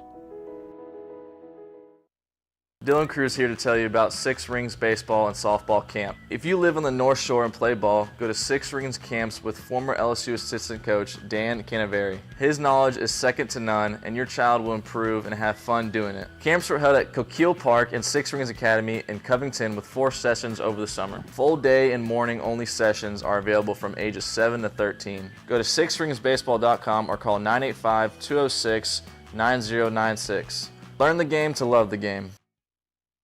Breck teamed up to reimagine your parks, and you imagined big. With your help, we went to work, creating 12 beautiful community parks across the parish. A family-sized water park, miles and miles of trails, and parks just for your dogs. There are more places to splash, to explore, to run wild, and even soar. You imagined, we delivered. After further review with Matt Moscona, presented by Plucker's Wing Bar, open till midnight or later every night of the week, where every Monday is all you can eat wings. Plucker's Wing Bar. If you don't like our wings, we'll give you the bird. Down the stretch we come. Final segment here on a Hump Day edition of AFR, presented by Pluckers. Remember, trivia, 7:30 Bluebonnet, 8 o'clock Nicholson. Always a great spot to go watch the game. What game? Any game. Pluckers, you don't like our wings, we'll give you the bird. Let's find out what we're betting on tonight. Otter Locks. All right, time to win some money. Presented by Lofton Staffing Services. At Lofton, we put people to work. Call us today at 924-0200 or go to lofton.jobs. I think it's safe to say that I won the bet. Otter, how are you? What's up, Matthew? Another day here, man. Rolling along. Excited the Yankees are still playing baseball. A little Game 5 action tonight with Cole on the mound. I mean, a little hopeful. You know, not optimistic, but hopeful. Say it that way. Yeah. I've been fading Cole a lot lately. You know, and having a little success with it. So I'm rolling with the same. I've been on a Cole streak with the World Series, but I'm going back with the Dodgers tonight, man. The crew they threw out there on the mound last night, that was a rough outing, man. Yeah. I mean, it got, but I still don't think Judge is out of it. Re-spaced a couple of times. Way to get a single, 1 for 3, a couple walks, but not ready to say that he's ready to make an impact just yet. So I'm going to go with taking I like the plus money with the Dodgers tonight. All right, Dodgers looking at plus $1.24 right now over at DraftKings. If you want to bet on the Dodgers to close it out tonight, got some college football on the slate as well tonight. We're looking at 2 games tonight. We've been waiting for this one for a little bit now, and we didn't anticipate that Kennesaw State would beat Liberty straight up. We've told you Liberty has just not performed. It's not as good as they were a year ago. And Rich Rod's got his team playing. I've been eyeing this one down for a straight-up upset. Now it's only getting 2.5 after the upset last week. Look ahead was about 5.5, but still, I like Jacksonville State a lot, close to 2.5 tonight. You think there's maybe a little bounce back for Liberty, or no, I just don't think they're that good. Okay. No, man, they have. I mean, Florida National played them really tough at their place. They're just, they have a lot returning, including the quarterback. Then they were going to be heavily favored in all of those games, but Jacksonville State, I just think, is a little bit better. They're certainly better than all these teams that have been very competitive with them, throughout the season. So Liberty's one of the worst teams against the spread in all of college football this year. So we're going to go with Jacksonville State. Money line in plus 2.5, minus 105 at DraftKings. All right. Any thought on Kennesaw State, Western Kentucky? No. I don't know if Kennesaw State has sobered up from celebrating just yet from last week. I mean, the midweek Sunbelt field rush fade. I don't know. That's 27. Well, they might just be better. They were driven. They were getting drilled so often, but they've been a little bit more competitive as of late. I'm sure that Western Kentucky will take care of business. But 27, that's just too many. Kind of a stay-away spot. Where are you tomorrow? We are right down the street from where we were today. We're at Los Reyes today. We're at Finbomb Sushi Burrito Poke Ramen today, Awesome. right next to Rouse's. Shout out Charlie. Great spot over there at Finbomb, right next to Rouse's. Great spot, man. Y'all get on by, see Jimmy and Charlie for lunch tomorrow. All right, Otter, good luck tonight. I hope you're dead wrong on the Yankees and we get a Game 6. Yes, indeed. Good luck. All right, man. We'll see you. That's Jimmy Ott. It's After Further Review brought to you by the Williamson Eye Center. I tell you, Otter and I, both patients of Dr. Blake Williamson. A couple of years back, Otter had the custom lens replacement. So, look, a lot of you know what that's like, man. You're reaching for the readers to read your book. You're reaching for your phone to put the flashlight on to see the menu at the dark lit restaurant, like you're over at Supper Club or someplace like that. You want to be rid of that forever? Do what Jimmy did. Go see Dr. Blake Williamson, get that custom lens replacement. Maybe you're like me, shoving contact lens into your eyes and you're done with those days. LASIK, the EVO ICL, the implantable contact lens, which is a reversible procedure. Tons of options. Go see Dr. Blake Williamson. Just go for that consultation. You'll be so thrilled you did. 924-2020, 924-2020, or WilliamsonEye.com. Either of you do What We Learned? Great, say hi. I did not. Say hi, Sorry. even though we talked about it 2 hours ago. Paulie, did you do What We Learned? Great, say hi, guys. Awesome. Really, Hey, Matt, fantastic. what'd you learn today? Taylor Calandro eats fresh pineapple for lunch literally every day. See you tomorrow. After further review. Getting on down the road. Remind you about South Point Volkswagen, southpointvw.com. Airline just north of Highland, southpointvw.com. Hey, at South Point, they are Louisiana's largest volume Volkswagen dealer. There's no Volkswagen dealer in the state that sells more Volkswagens than South Point Volkswagen. So, because they move more inventory, they have better selection, and they can give you a better price. And y'all, tomorrow's the last day of the month. Tell you all the time. Best time to buy a vehicle is at the end of the month when they got to move inventory. So get on by South Point Volkswagen and make a deal if you're in the market for a new vehicle. I always tell you about the great deals, but the bottom line is when you're buying a Volkswagen, you're buying the great German engineering, the style, feel, performance of luxury without the cost, and of course, manufactured right here in the US of A at their Chattanooga, Tennessee plant, so you're supporting American jobs as well. South Point Volkswagen. If you're searching pre-owned as well, great selection, all makes and models. Shop at the website, southpointvw.com. South Point Volkswagen, what's your direction?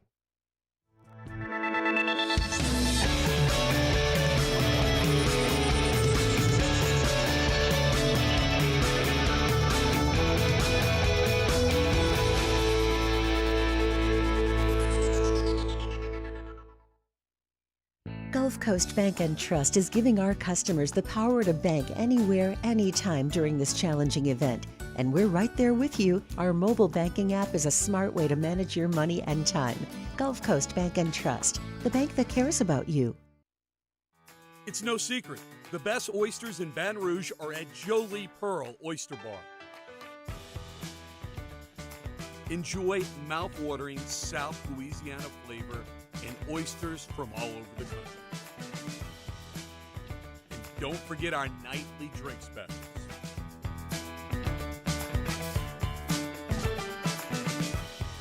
Jolie Pearl Oyster Bar, located in downtown Baton Rouge.